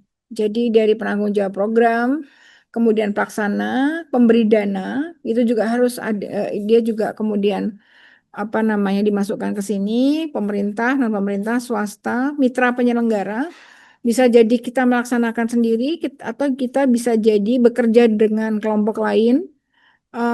Misalnya kalau Sabda, pengalaman Sabda nih, misalnya kami ada di Jogja. Nah, kebetulan misalnya kami harus bekerja di Jawa Timur nih, di Jawa Timur yang kemudian di Jember. Yang kemudian kami secara teknis tidak bisa melakukan di sana, kemudian kami bermitra dengan organisasi disabilitas yang di Jember. Nah, itulah yang kemudian disebut penyelenggara program. Nah, ini yang kemudian memang harus kemudian dia kena di dalam kebijakan ini. Kemudian ada sumber daya dalam aktivitas, misalnya fasilitator, moderator, narasumber, notulensi, pendamping disabilitas, juru bahasa isyarat atau penerjemah. Atau juga bahkan kalau kami kemudian merekrut dari juru bahasa asing, misal ada teman-teman dari yang luar yang ikut gitu. Kemudian kita juga di dalam program itu pihak yang terlibat dalam program pastinya adalah penerima manfaat atau bahasanya apa ya sekarang ya, komunitas kita atau penerima manfaatnya itu siapa gitu. Mungkin teman-teman ada yang lebih update terkait dengan istilahnya. Kemudian yang lain ini teman-teman kalau di dalam program itu ada terkait dengan bagaimana kebijakan ini di dalam proses perencanaan program. Dalam proses kita, dalam perumusan tujuan, capaian, sasaran, metodologi, rencana kita monitoring evaluasi, kita juga harus memikirkan terkait dengan keterlibatan atau partisipasi penuh dan juga kebermanfaatan program ini kepada kelompok-kelompok yang marginal atau kelompok-kelompok sasaran kita itu siapa. Misalnya kami selalu ngomongin disability. Oke, disability itu ada loh yang berjenis kelamin perempuan. Disability itu ada loh yang lansia. Disability itu ada yang anak-anak gitu. Dan itu yang kemudian harus kita pikirkan. Mungkin kalau teman-teman bergerak untuk kelompok nelayan, nah kelompok nelayan itu sudah dianggap misalnya kelompok nelayan di pulau mana yang bisa jadi itu sebetulnya sudah marginal. Tapi kemudian di kelompok nelayan tersebut pasti ada perempuannya, ada mungkin ada disability-nya, ada lansianya, ada anak-anaknya juga mungkin. Atau kemudian mereka siapa yang kemudian memang lebih marginal dibandingkan ada di dalam lingkup nelayan ini sendiri. Dan kemudian di pelaksanaan program nih teman-teman. Nih, di pelaksanaan program itu kami memastikan dan memperhatikan hal-hal tersebut. Misalnya, memastikan bahwa perempuan dan disabilitas menjadi pihak yang berpartisipasi penuh dan bermakna di dalam program. Sehingga di dalam program penyampaian undangan pun itu harus jelas gitu. Kemudian dan lokasi tempat acara gitu. Itu harus kemudian diperhatikan dan kemudian kalau misalnya oh dia bertangga, oke kami harus menyediakan namanya portable apa namanya RAM. Jadi yang bidang miring yang bisa dibongkar pasang misalnya. Kemudian mempertimbangkan keterlibatan anak. Saat kemudian kita mengundang ibu-ibu atau perempuan di dalam rapat, dalam misalnya sosialisasi program, apakah kita juga mempertimbangkan gitu, mempertimbangkan bahwa ada anak yang ikut digendong sama ibunya gitu. Nah, saat itu apakah kemudian di dalam ruangan yang sama kita bisa kemudian sediakan misalnya eh, apa tempat yang aman bagi mereka, tempat nyaman buat mereka bermain. Nah, di satu lagi, kalau keterlibatan anak misalnya di dalam program, bagaimana dengan foto-foto anak? Misalnya, oke, kalau misalnya kita nih, di saat kemudian kita mau menjalankan program, kita akan mengambil dokumentasi. Di dalam dokumentasi pasti ada klausul bahwa akan dijelaskan apakah teman-teman yang di sini bersedia untuk diambil dokumentasinya dan ikut dipublikasikan. Nah, itu misalnya ibunya yang bilang iya. Dan kalau dia sedang menggendong anaknya, apakah anaknya bisa?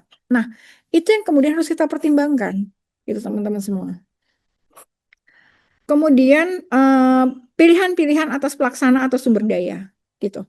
Nah, dari Sabda, gitu, dari kami dan juga saran saya kepada teman-teman harus selalu kemudian mempertimbangkan siapa sumber daya yang misalnya dari narasumber, dari konsultan, dari siapapun itu yang mereka punya perspektif gitu. Jangan kemudian mengambil mereka yang betul-betul jauh atau kemudian tidak punya perspektif itu gitu. Dan tentu saja di dalam program pasti ada monitoring dan evaluasi program. Nah, ini teman-teman yang terakhir yang ada di dalam apa namanya bagian yang kemudian kami susun itu misalnya di keuangan. Nah, di keuangan itu pasti menjadi kunci gitu ya saat kemudian kita bicara mengenai kebijakan lembaga yang kemudian punya perspektif JETSI. Nah, jadi yang pertama berkaitan dengan SDM. Nah, SDM itu pasti akan berkaitan dengan gaji, berkaitan dengan tunjangan dan sebagainya. Nah, di kami gitu mencoba mendorong ada pertimbangan terkait dengan kondisi disabilitas, beban dan kerentanan dalam besaran gaji dan tunjangan. Nah, bisa jadi misal ada staf yang kemudian perempuan yang kemudian dia adalah kepala keluarga dan kemudian dia tidak katakanlah dia tidak punya suami atau tidak punya orang lain yang kemudian berbagi beban dalam membiayai keluarganya dan dia punya anak misalnya 3 orang itu harus dipertimbangkan dengan misalnya mungkin agak berbeda gitu dengan teman-teman yang kemudian tidak punya beban yang lebih tadi gitu ya. Tapi tentu saja bisa jadi akhirnya finalnya hasil akhirnya itu bisa jadi mirip hampir sama karena memang yang lain misalnya dia secara beban keluarga tidak, tapi kemudian jaraknya jauh. Nah, itu berarti mungkin tunjangannya yang kemudian harus diperhatikan. Yang kedua adalah berkaitan dengan aktivitas program. Nah, ini pemilihan lokasi, kegiatan, transportasi, pendamping JBI itu harus sebenarnya betul-betul dipertimbangkan. Dan kemudian kami memasukkan anggaran untuk perbaikan infrastruktur, penyediaan sarpras, dan juga dukungan IEL. Nah, ini teman-teman, ini contoh-contoh yang kemudian ada di Sabda. Nanti saya juga akan bisa memberikan contoh-contoh berkaitan dengan SOP yang lain dari lembaga yang lain. Nah, ada Kak Bardi lagi nih. Mau tanya lagi Kak Nurul, bisakah biaya untuk membuat kantor lebih ramah gender dan disabilitas seperti ruang relaksasi, toilet terpisah, atau akses disabilitas dimasukkan dalam anggaran proyek? Hmm, agak ini ya, kami belum pernah. Dan biasanya tergantung proyeknya sih Mas, tergantung proyeknya gitu. Apakah proyeknya bisa kemudian memberikan anggaran untuk apa namanya renovasi gedung, renovasi bangunan. Karena ada beberapa program yang kemudian mereka memang memberikan dukungan penuh kepada organisasi sampai kemudian bisa melakukan rehab gedung. Eh, ada beberapa sih waktu itu gitu ya, ada gitu. Kalau di Sabda waktu itu pernah dapat karena mereka memang memberikan dana korban. Nah, dana korban itu kemudian kan ditanya, kamu kebutuhannya apa aja untuk setahun ini atau 3 tahun ke depan.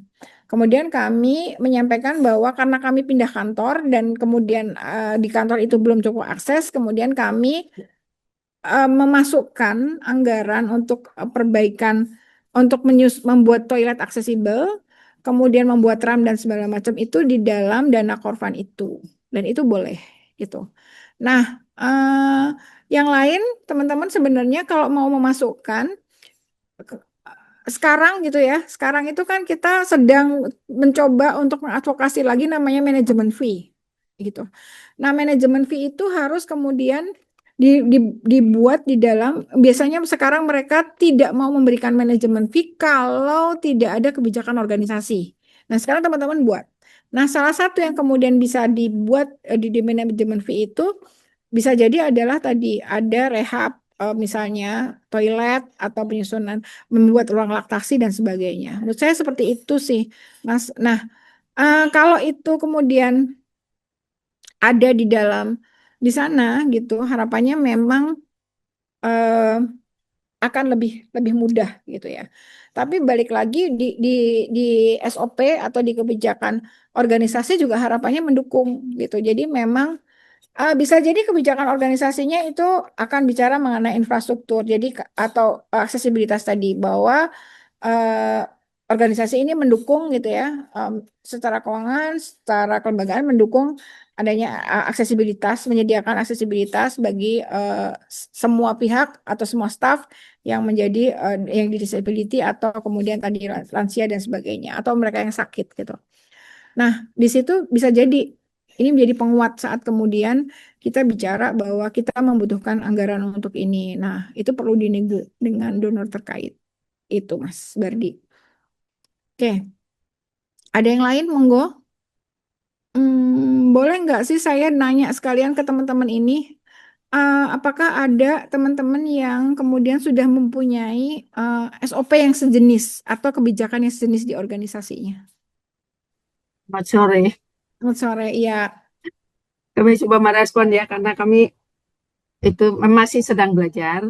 Mhm. Eh, Kami memang baru sangat awal sekali baru belajar untuk penerapan Getsi ini. Tetapi memang kemarin memang kami sempat coaching. Jadi kami mungkin memutuskan untuk tahap awal kami mau coba bikin SOP untuk tingkat program. Karena kalau tingkat organisasi seperti itu ya, bahwa sumber dayanya memang tidak sedikit dan kami menyadari situasi kami belum memungkinkan. Mhm. Karena kami staf juga baru 2 orang ya. Jadi paling tidak untuk level program dulu. Tapi itu pun kemarin kami baru coaching dan kami harus mengembangkan lagi. Jadi ini mungkin bahan-bahan yang disampaikan Pak Nurul mungkin bisa untuk mengembangkan draft-draft yang sudah kami miliki. Mungkin seperti itu sementara dari kami. Oke, kakak siapa kak? Monica Kak dari Moni. Yasiwa. Oke ya, sorry. Soalnya saya kadang-kadang ini apa namanya belum bisa mengenali satu persatu. Oke, thank you Kak Monik. Jadi silakan ya. Jadi respon saya bahwa kalau memang teman-teman agak berat ya, misalnya di sebuah kelembagaan itu nanti harus berkomunikasi dengan banyak orang dan cukup berat, bisa dimulai dari misalnya SOP yang kemudian teman-teman bisa kemudian akan bisa kawal gitu ya. Dan cukup sederhana, nanti akan ada sebetulnya contoh sebetulnya SOP program yang kemudian saya cuma saya dapat itu beberapa SOP itu anu banget atau kemudian kebijakan itu detailing dan besar sekali. Tapi kemudian sebentar saya akan sedikit share. Tadi itu saya dapat gitu sederhana aja dari mana ya? Dari lingkar sosial. Teman-teman, jadi ini sederhana menurut saya. Ini kayaknya focusing di program nih teman-teman semua nih. Nih, satu, jadi dia bicaranya begini. Tujuannya adalah memastikan semua program dan kegiatan organisasi berlandaskan prinsip kesetaraan gender, disabilitas, dan inklusi sosial. Kemudian menciptakan ruang yang aman, inklusif, dan aksesibel bagi semua individu tanpa diskriminasi, mengintegrasikan JASI dalam setiap tahapan perencanaan, pelaksanaan, pemantauan, evaluasi program, meningkatkan kesadaran dan kapasitas serta mitra organisasi dalam menerapkan JASI. Nah, ini ada prinsip-prinsipnya teman-teman semua. Ini ada prinsip kesetaraan gender, inklusi disabilitas, non diskriminasi, pemberdayaan masyarakat rentan, berpartisipasi bermakna dan sebagainya. Kemudian misalnya di sini nih, teman-teman bisa ngelihat. Ini ada misalnya mekanisme pelaksanaan. Di mekanisme pelaksanaan itu ada perencanaan program dan kegiatan gitu. Misalnya setiap program harus melalui analisis JETSI untuk memastikan keperpihakan pada kelompok rentan. Kemudian mengidentifikasi hambatan partisipasi agar mencari solusi agar setiap individu dapat terlibat aktif. Misalnya di dalam program A itu kita harus melibatkan komunitas ABCD. Nah, tapi kalau komunitas ini nggak bisa datang sendiri. Kalau komunitas ini harus misalnya jam sekian gitu. Nah, itu bagaimana sebenarnya solusi itu bisa dilakukan oleh program. Kemudian ini yang misalnya jadi tantangan kita nih, menyediakan anggaran yang cukup untuk akomodasi bagi penyandang disabilitas. Nah, ini teman-teman, di dalam proses perencanaan anggaran, teman-teman kemudian memang harus kemudian mencoba melihat kebutuhan dia apa dan itu dimasukkan di dalam anggaran. Nah, itu dinegosiasikan dengan donor juga. Kenapa?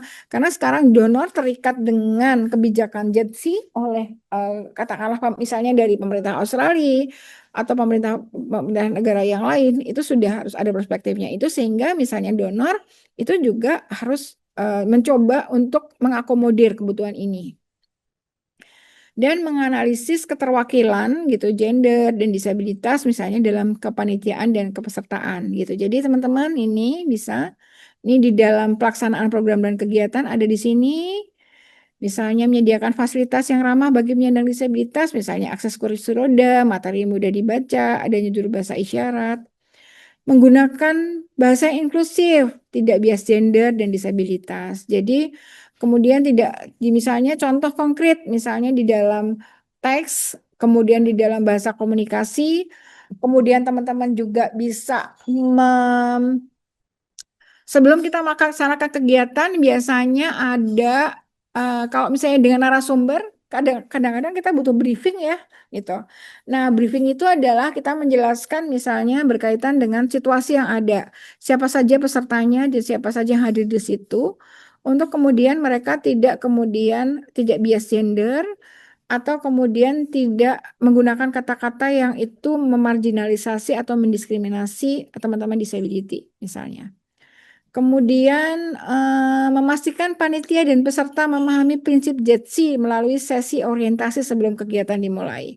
Nah, ada gitu ya di dalam proses misalnya kegiatan nih teman-teman semua gitu ya. Kita harus kemudian menyampaikan bahwa di sini pesertanya siapa saja. Kemudian ada aturan main bersama. Kemudian kalau ada teman-teman dengan disabilitas netra harus ada orientasi ruangan, misalnya seperti itu. Dan kemudian kita juga sebaiknya memastikan adanya mekanisme pengaduan jika terjadi pelanggaran terhadap prinsip JETSI. Misal ternyata ada peserta atau panitia atau kemudian narasumber yang kemudian dia bias atau kemudian dia memperlakukan misalnya perempuan melecehkan dengan kata-kata dan sebagainya, itu harus ada kita bisa jadi memastikan kita menyusun mekanisme pengaduan itu dan menyampaikan. Jadi misalnya gini, nanti kalau ada teman-teman yang mengalami beberapa hal yang tidak menyenangkan, kejadian tidak menyenangkan atau mengalami kemudian bias, bisa mengadu ke nomor ini atau bisa menuliskan kemana. Gitu. Nah, ini ada monitoring dan evaluasi teman-teman semua. Ini ada. Nah, kemudian siapakah yang kemudian tanggung jawab, tugas dan tanggung jawab, tim program seperti apa, fasilitator seperti apa, monitoring evaluasi seperti apa. Dan ternyata di sini juga ada indikator keberhasilannya seperti apa gitu. Nah, biasanya di sini nanti kalau akan lebih baik, ini bagaimana kemudian kapan itu bisa di review kembali dan diupdate. Itu ya teman-teman, nanti bisa saya share juga karena sebetulnya ini mudah untuk kemudian teman-teman bisa pelajari gitu. Jadi juga lagi-lagi balik menjawab kabar dia dari Karsa Institute. Bagaimana kemudian agar kebijakan atau SOP itu tidak resisten? Tadi di awal kita harus mulai ngobrol dengan semua pihak yang kemudian akan menjadi sasaran dari SOP. Misalnya tadi yang apa namanya yang kemudian dia mayoritas bahkan misalnya perokok misalnya di sebuah ruangan, di sebuah kantor itu gitu. Nah, itu gimana gitu ya, itu harus kemudian tadi ada proses internalisasi ngobrol sebelum disusun gitu ya, dan kemudian sebetulnya kenapa alasannya menyusun dan kemudian sebenarnya bagaimana hasil yang ingin dicapai misalnya, dan itu ada biar mulai ada kesadaran di sana. Kalau misalnya harus bertahap ya bertahap begitu, tapi mungkin mereka bilang bahwa oke, nggak masalah, kami tidak akan merokok di dalam ruangan yang ber-AC. Tapi kemudian kalau yang tidak ber-AC gimana? Nah, ini proses nego gitu. Nah, itu yang kemudian kalau yang tidak ber-AC ya mungkin teman-teman boleh ngomongin bahwa nggak apa-apa gitu. Kita ada yang merokok asal tidak ada di situ, tidak ada misalnya perempuan yang hamil, tidak ada anak-anak. Itu pasti tidak boleh. Kalau di situ ada perempuan atau orang yang tidak merokok, tolong minta izin lebih dulu gitu. Nah, itu masukkan di dalam SOP itu. Kalau kemudian mereka mengizinkan, silahkan. Tapi kalau tidak mengizinkan, itu tidak boleh. Gitu. Nah, nah, setelah proses kemudian ada proses itu disusun, kemudian ini harus ada proses disimulasikan, teman-teman. Disimulasikan itu intinya apa? Simulasi kebijakan atau SOP. Yaitu adalah draft tersebut itu dibaca dan dipahami oleh orang-orang yang kemudian akan diatur gitu ya, akan menjadi sasaran di situ. Misalnya meskipun itu misalnya tadi kakak ya yang menyatakan Kak Monik gitu bahwa ini SOP atas program aja gitu, tapi bukan berarti hanya staf program loh yang kemudian harus kemudian diminta untuk mereview. Bisa jadi ada pimpinan gitu ya. Kemudian ada teman-teman yang terlibat di dalam program. Dan kemudian teman-teman yang ini memastikan bahwa mungkin tidak harus semua, tapi kemudian teman-teman yang misalnya di situ ada disability, ada perempuan, atau kemudian ada siapa yang ada di situ yang kemudian kita minta untuk ngebaca, yang kemudian pasti yang ada di dalam kelompok yang sedang kita bahas misalnya. Kemudian bisa jadi kalau program, bisa jadi apa namanya kalau itu masih pasti kan ada urusannya dengan sasaran program. Nah, itu bisa diomongin atau kemudian disampaikan kepada teman-teman yang menjadi mitra kerjanya, misalnya komunitasnya, gitu. Dibahas aja, atau kemudian kalau bisa ya kita minta mereka untuk membaca. Kalau enggak ya dibacain, dijelaskan. Dan menurut mereka sebetulnya mana yang kemudian harus diperbaiki lagi atau perlu ditambahkan atau itu sudah cukup. Nah, kalau kemudian itu masih ada tambahan ya tolong diperbaiki aja sesuai dengan proses-proses diskusinya. Oke, ini ada lagi nih. Ada Audina. Kak Audina. Bentar, Kak Audina.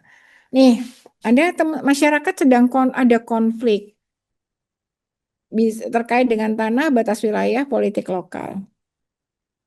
Program dianggap berpihak. NGO dicurigai mendukung kelompok tertentu. Kalau masalah seperti ini, sebaiknya SOP untuk tim lapangan seperti apa ya, Kak? Nah, oke, kalau SOP untuk tim lapangan, menurut saya yang pertama, apakah di organisasi teman-teman ini sudah mempunyai SOP untuk perlindungan staf di lapangan? Jadi terkait dengan keamanan, itu pasti. Nah, keamanan nanti juga harus misalnya SOP keamanan tim lapangan. Itu boleh loh teman-teman bikin. Apa namanya kalau bahasanya safe apa prosedural. Jadi saat saya mungkin bisa berbagi ya teman-teman. Waktu itu saya sempat bekerja menjadi konsultan di salah satu donor di Indonesia. Yang kemudian saya harus kemudian bekerja di beberapa daerah, salah satunya adalah Papua. Dan di saat di kemudian Papua itu kemudian ternyata ada SOP terkait dengan keamanan gitu. Nah, keamanan staf itu jadi apa saja yang boleh kami lakukan, apa yang tidak boleh. Kemudian dalam masa darurat kami harus berkoordinasi dengan siapa, berkomunikasi dengan siapa, meminta bantuan dengan siapa, kemudian apa saja biaya yang bisa kami keluarkan, apa yang tidak bisa kami keluarkan, dan dukungan apa saja yang bisa kami peroleh melalui melalui channel mana. Nah, itu ada teman-teman semua. Nanti saya ingat, saya bisa share kemudian ke Mbak Indah mungkin ya, ke teman-teman di tim ini yang di tim apa namanya Lingkar Madani kemudian bisa di-share. Itu. Nah, tapi kemudian kalau bicara tentang SOP terkait dengan keamanan gitu ya, safety gitu ya, bagi teman-teman lapangan, tim program, itu bisa jadi ada perspektif judge-nya gitu ya. Bukan kemudian menjadi bias atau menjadi netral gitu. Karena bagi petugas lapangan laki-laki dan perempuan bisa jadi resikonya berbeda. Dan bisa jadi ada teman-teman disabilitas yang menjadi petugas lapangan juga. Apa yang kemudian harus dilakukan? Dukungannya akan seperti apa? Kayak kakak ya, sebetulnya seperti itu. Nanti bisa dibuat, memang kalau mau spesifik itu boleh, gitu ya. Nah, tapi balik lagi ada cantolannya nggak di atas, gitu. Nah, kalau nggak ada cantolannya, mungkin harus dicari tadi identifikasi apa saja kebijakan kelembagaan yang bisa mensupport itu, gitu ya. Mungkin tidak spesifik di sana, tapi ada kebijakan lembaganya. Tapi kalau memang tidak ada kebijakan lembaga, biasanya seperti apa? Dan itu dibuat, gitu ya, diminta untuk dibikin kayak cantolannya, dan teman-teman membuat SOP untuk apa namanya perlindungan dan keamanan bagi pekerjaan lapangan, gitu ya. Yang ini cukup berisiko gitu. Tapi judulnya apa, monggo terserah. Tapi teman-teman bisa melakukan itu, menyusun itu, karena ada yang sudah melakukan itu. Oke, kemudian ada Kak Nurlinda ya, Kak Linda dari Yasiwa. Kami ada rencana pertemuan di desa dampingan berdasarkan list daftar undangan menarik lebih banyak laki-laki. Biasanya perempuan yang terlibat di PKK saja. Kira-kira bagaimana cara atau saran agar kegiatan nanti bisa mengarah ke JETSI? Wah, ini trik ini ya, berkaitan dengan undangan ya, teman-teman semua. Jadi kalau misalnya di sebuah daerah nih, kita agendanya pertemuan di desa dampingan, misalnya pertemuan apa ya? Kira-kira pertemuan apa Kak? Rencananya tuh Kak? Oke, pertemuan gitu ya. Intinya pertemuan. Nah, itu misalnya kita ngomongin misalnya persiapan musrenbang desa, contohnya. Atau kita bicara mengenai pertemuan untuk kesiapsiagaan desa terkait dengan bencana atau kesiapsiagaan desa untuk persiapan masa kekeringan atau panen misalnya, atau pertemuan desa untuk lomba desa. Nah, oke, memang secara umumnya itu yang akan hadir itu adalah yang diundang dari pemerintah desa mengusulkan nama-nama dan kita sendiri terbiasa untuk mencantumkan nama-nama biasanya laki-laki. Pak A, Pak B, Pak C dari Kades, dari Kadu, kepala dusun, RT, RW, kemudian sekretaris desa, keamanan segala macam rata-rata adalah laki-laki. Nih, ini hasil kegiatan pemetaan desa dan diskusi kelompok tani. Nah, oke, di sini ya. Nah, kemudian kalau yang hadir kemudian ada yang diundang, misalnya dari 20 itu katakanlah sudah 18 itu laki-laki, yang kedua, yang 2 orang adalah perempuan. Dan perempuan ini adalah teman perempuan yang kemudian dia adalah PKK. Nah, ketua PKK adalah istri, biasanya istri dari kepala desa, gitu kan. Nah, itu belum tentu nih kita bisa mengakomodir kelompok-kelompok yang lain. Nah, gimana caranya? Jadi kita bisa memulai misalnya dari 20 itu, kita coba berikan gitu ya. Ada 5 orang yang kemudian dari kelompok-kelompok yang misalnya apakah ada kelompok disabilitas yang jadi petani? Ada enggak? Gitu, penyandang disabilitas yang jadi petani. Ada enggak misalnya lansia yang kemudian yang bisa diajak ngobrol gitu, diajak diskusi, yang mereka mungkin punya pengalaman untuk itu. Oke.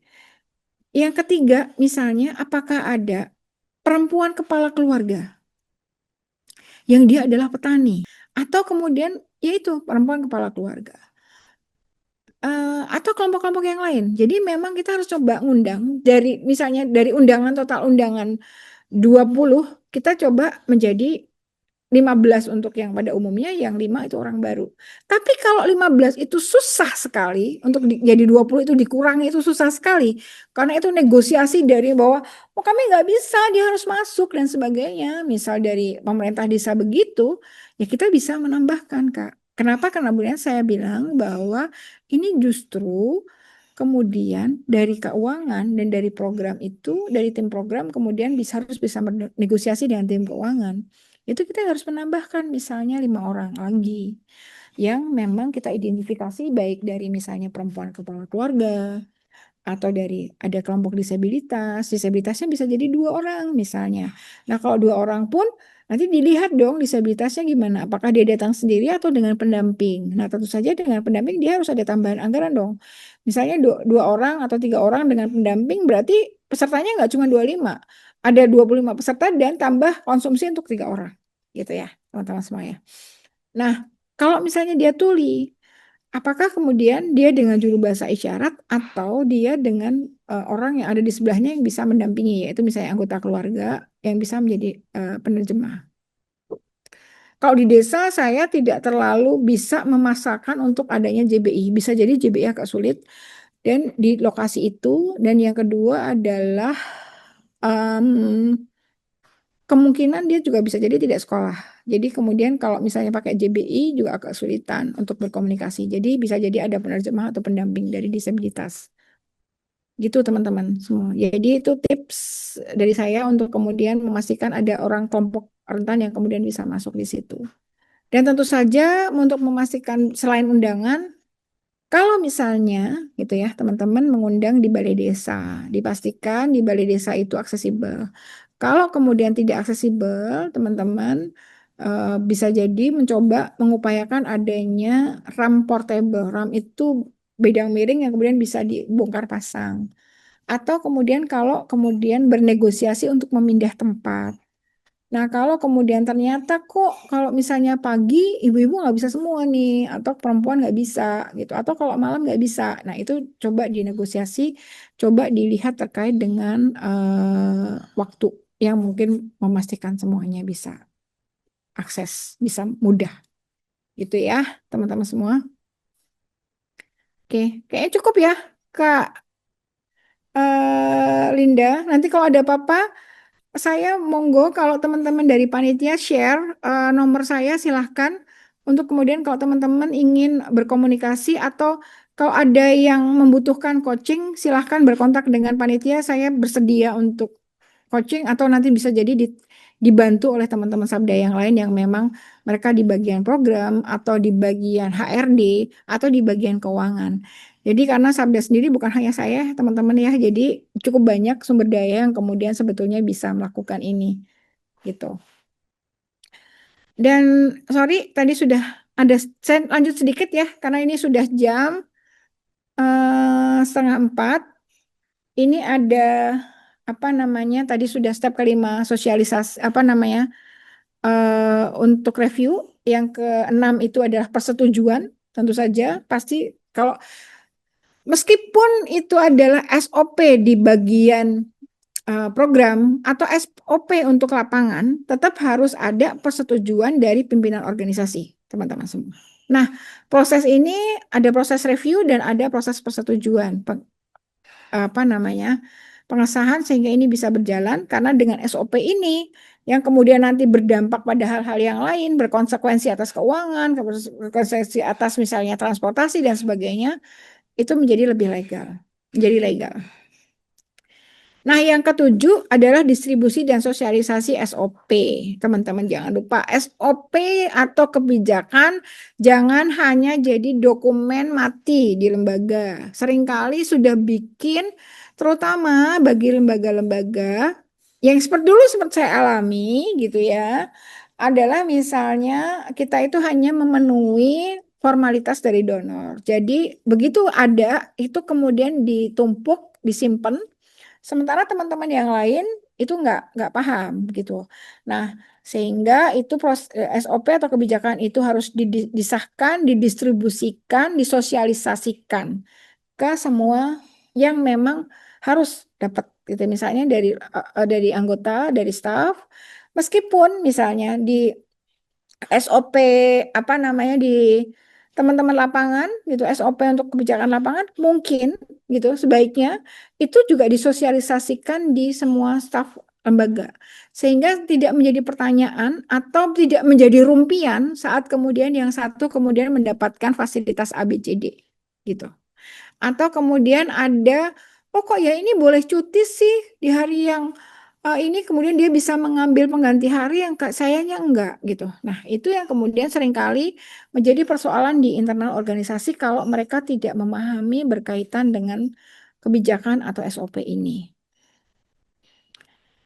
Oke, kemudian tentu saja dari kami selalu melihat bahwa untuk kebijakan atau SOP itu harus mencantumkan, sebaiknya mencantumkan kapan ini harus direview atau diupdate secara berkala. Oke, sepertinya itu Mbak Safira dan teman-teman semua. Silahkan kalau masih ada yang ingin berdiskusi dengan saya. Monggo. Bukan, sebetulnya mungkin kami memang, kalau pengalaman kami ya, memang itu tadi yang disampaikan kan kita masih mikir nih, masih membayangkan, karena selama ini kan belum mempraktekkan. Jadi itu masih bingung mau ditanyakan apalagi juga gitu. Tapi itu sebetulnya itu. Mungkin kalau sudah mulai terjun, sudah mulai mempraktekkan, barangkali akan banyak banyak kasus, akan banyak juga yang bisa didiskusikan. Tapi karena ini memang belum mulai, jadi masih bayang-bayang saja. Mungkin itu, Kak Nurul. Baik, nggak apa-apa Mbak. Jadi kalau saya sih ini ya, apa namanya, sesuatu itu memang harus ada bayangannya. Karena Mhm. sekarang sudah jadi mandat. Kalau teman-teman merasa takut bahwa SOP-nya sangat berat, bikin yang mudah dulu. Bikin yang sederhana dulu. Bikin mana yang memungkinkan lebih dulu. Itu dulu sih Kak. Jadi nggak harus kemudian, kalau kami memang kalau di Sabda karena memang bergerak di situ dan kemudian cukup lama, akhirnya kita bikinnya komprehensif. Tapi kalau misalnya teman-teman monggo sebisa dulu dan kita bertahap saja gitu. Baik, terima kasih. Oke, tapi kalau misalnya masih malu-malu banget atau memang masih berpikir, monggo sebetulnya Kak Fahira, saya juga menyarankan kalau misalnya teman-teman masih membutuhkan, saya bersedia untuk coaching ataupun berdiskusi lebih lanjut. Monggo nanti bisa di-share nomor WA saja atau kemudian langsung ke teman-teman dari Lingkar Madani misalnya kebutuhan nanti saya bukan mungkin akan difasilitasi Zoom untuk teman-teman untuk kita berdiskusi misalnya ada lembaga mana yang memang akan spesifik ngobrolin itu enggak masalah ya. Itu nanti ada di akhir yang Mbak Nurul, kita ada sesi pooling yang mana itu juga sebenarnya ada pertanyaan buat teman-teman terkait kegiatan one on one ini. Nanti teman-teman bisa mengisi. Jika tertarik nanti bisa langsung kita kontak seperti itu. Bagaimana, Mbak Nurul? Oke, Sebenarnya kita ada pertanyaan dari teman-teman nih udah. kayaknya masih mikir tuh Mbak. Jadi, Hmm. oke masih mikir gitu.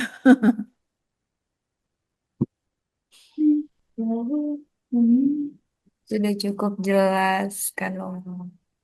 Oke, baik. Mungkin kita cukupkan aja ya Mbak Nurul ya. Nah, Oke, kalau ada teman-teman yang mau lebih lanjut lagi bisa ajukan coaching di kita. Kalau begitu mungkin sebelum aku lanjut tutup, closing statement dulu nih dari Mbak Nurul. Silakan Mbak. oke. Terima kasih semua ya, teman-teman semua sudah mengikuti sesi hari ini. em, dan juga respon-responnya gitu ya. Intinya begini teman-teman, jadi Jetsi itu memang harus kita terapkan, kita implementasikan di dalam sebuah lembaga. Kemudian kalau memang secara ideal itu dari semua keseluruhan atau komprehensif di lembaga kita dari misalnya itu memang harus kemudian bekerja dengan perspektif Jetsi ini. Tapi kembali lagi bahwa saya sangat memahami bahwa teman-teman mungkin masih berproses memahami apa itu JC dan bagaimana penerapannya. Dan kemudian saat membuat SOP ditakutkan atau kebijakan ditakutkan nanti akan memberatkan lembaga ini sendiri. Jadi monggo teman-teman mencoba gitu ya, sebaiknya mencoba untuk menyusun yang kemudian teman-teman sendiri merasa bahwa itu bisa diterapkan. Nah, kemudian kita bisa saling berbagi lagi bagaimana kemudian proses jadi bagaimana penyusunannya, penerapannya, dan kemudian bisa dibagikan juga evaluasi atas penerapan itu untuk next step, untuk berikutnya. Jadi kalau bicara mengenai JETSI, nanti akan ada teman-teman pastinya akan lebih banyak kemudian belajar akan lebih banyak menerapkan dari proses-proses pembelajaran yang teman-teman lakukan sendiri. Oke, nanti berkaitan dengan materi akan di-share oleh teman-teman dari Lingkar Madani dan nanti bahan-bahan saya yang lain nanti saya juga akan saya kirimkan. Terima kasih. Baik, terima kasih banyak teman-teman atas keaktifannya hari ini. Untuk rekaman pelatihan ini bisa diakses di kanal YouTube kami, Lingkar Madani, dan untuk materi dapat diakses di web kami, lingkarmadani.id. Kalau begitu, saya tutup. Mohon maaf atas kekurangannya. Sampai bertemu kembali di pelatihan-pelatihan selanjutnya. Terima kasih teman-teman semuanya. Selamat beristirahat. Terima kasih, Kak. Terima kasih, kabar di Kamaria, Kak Tati.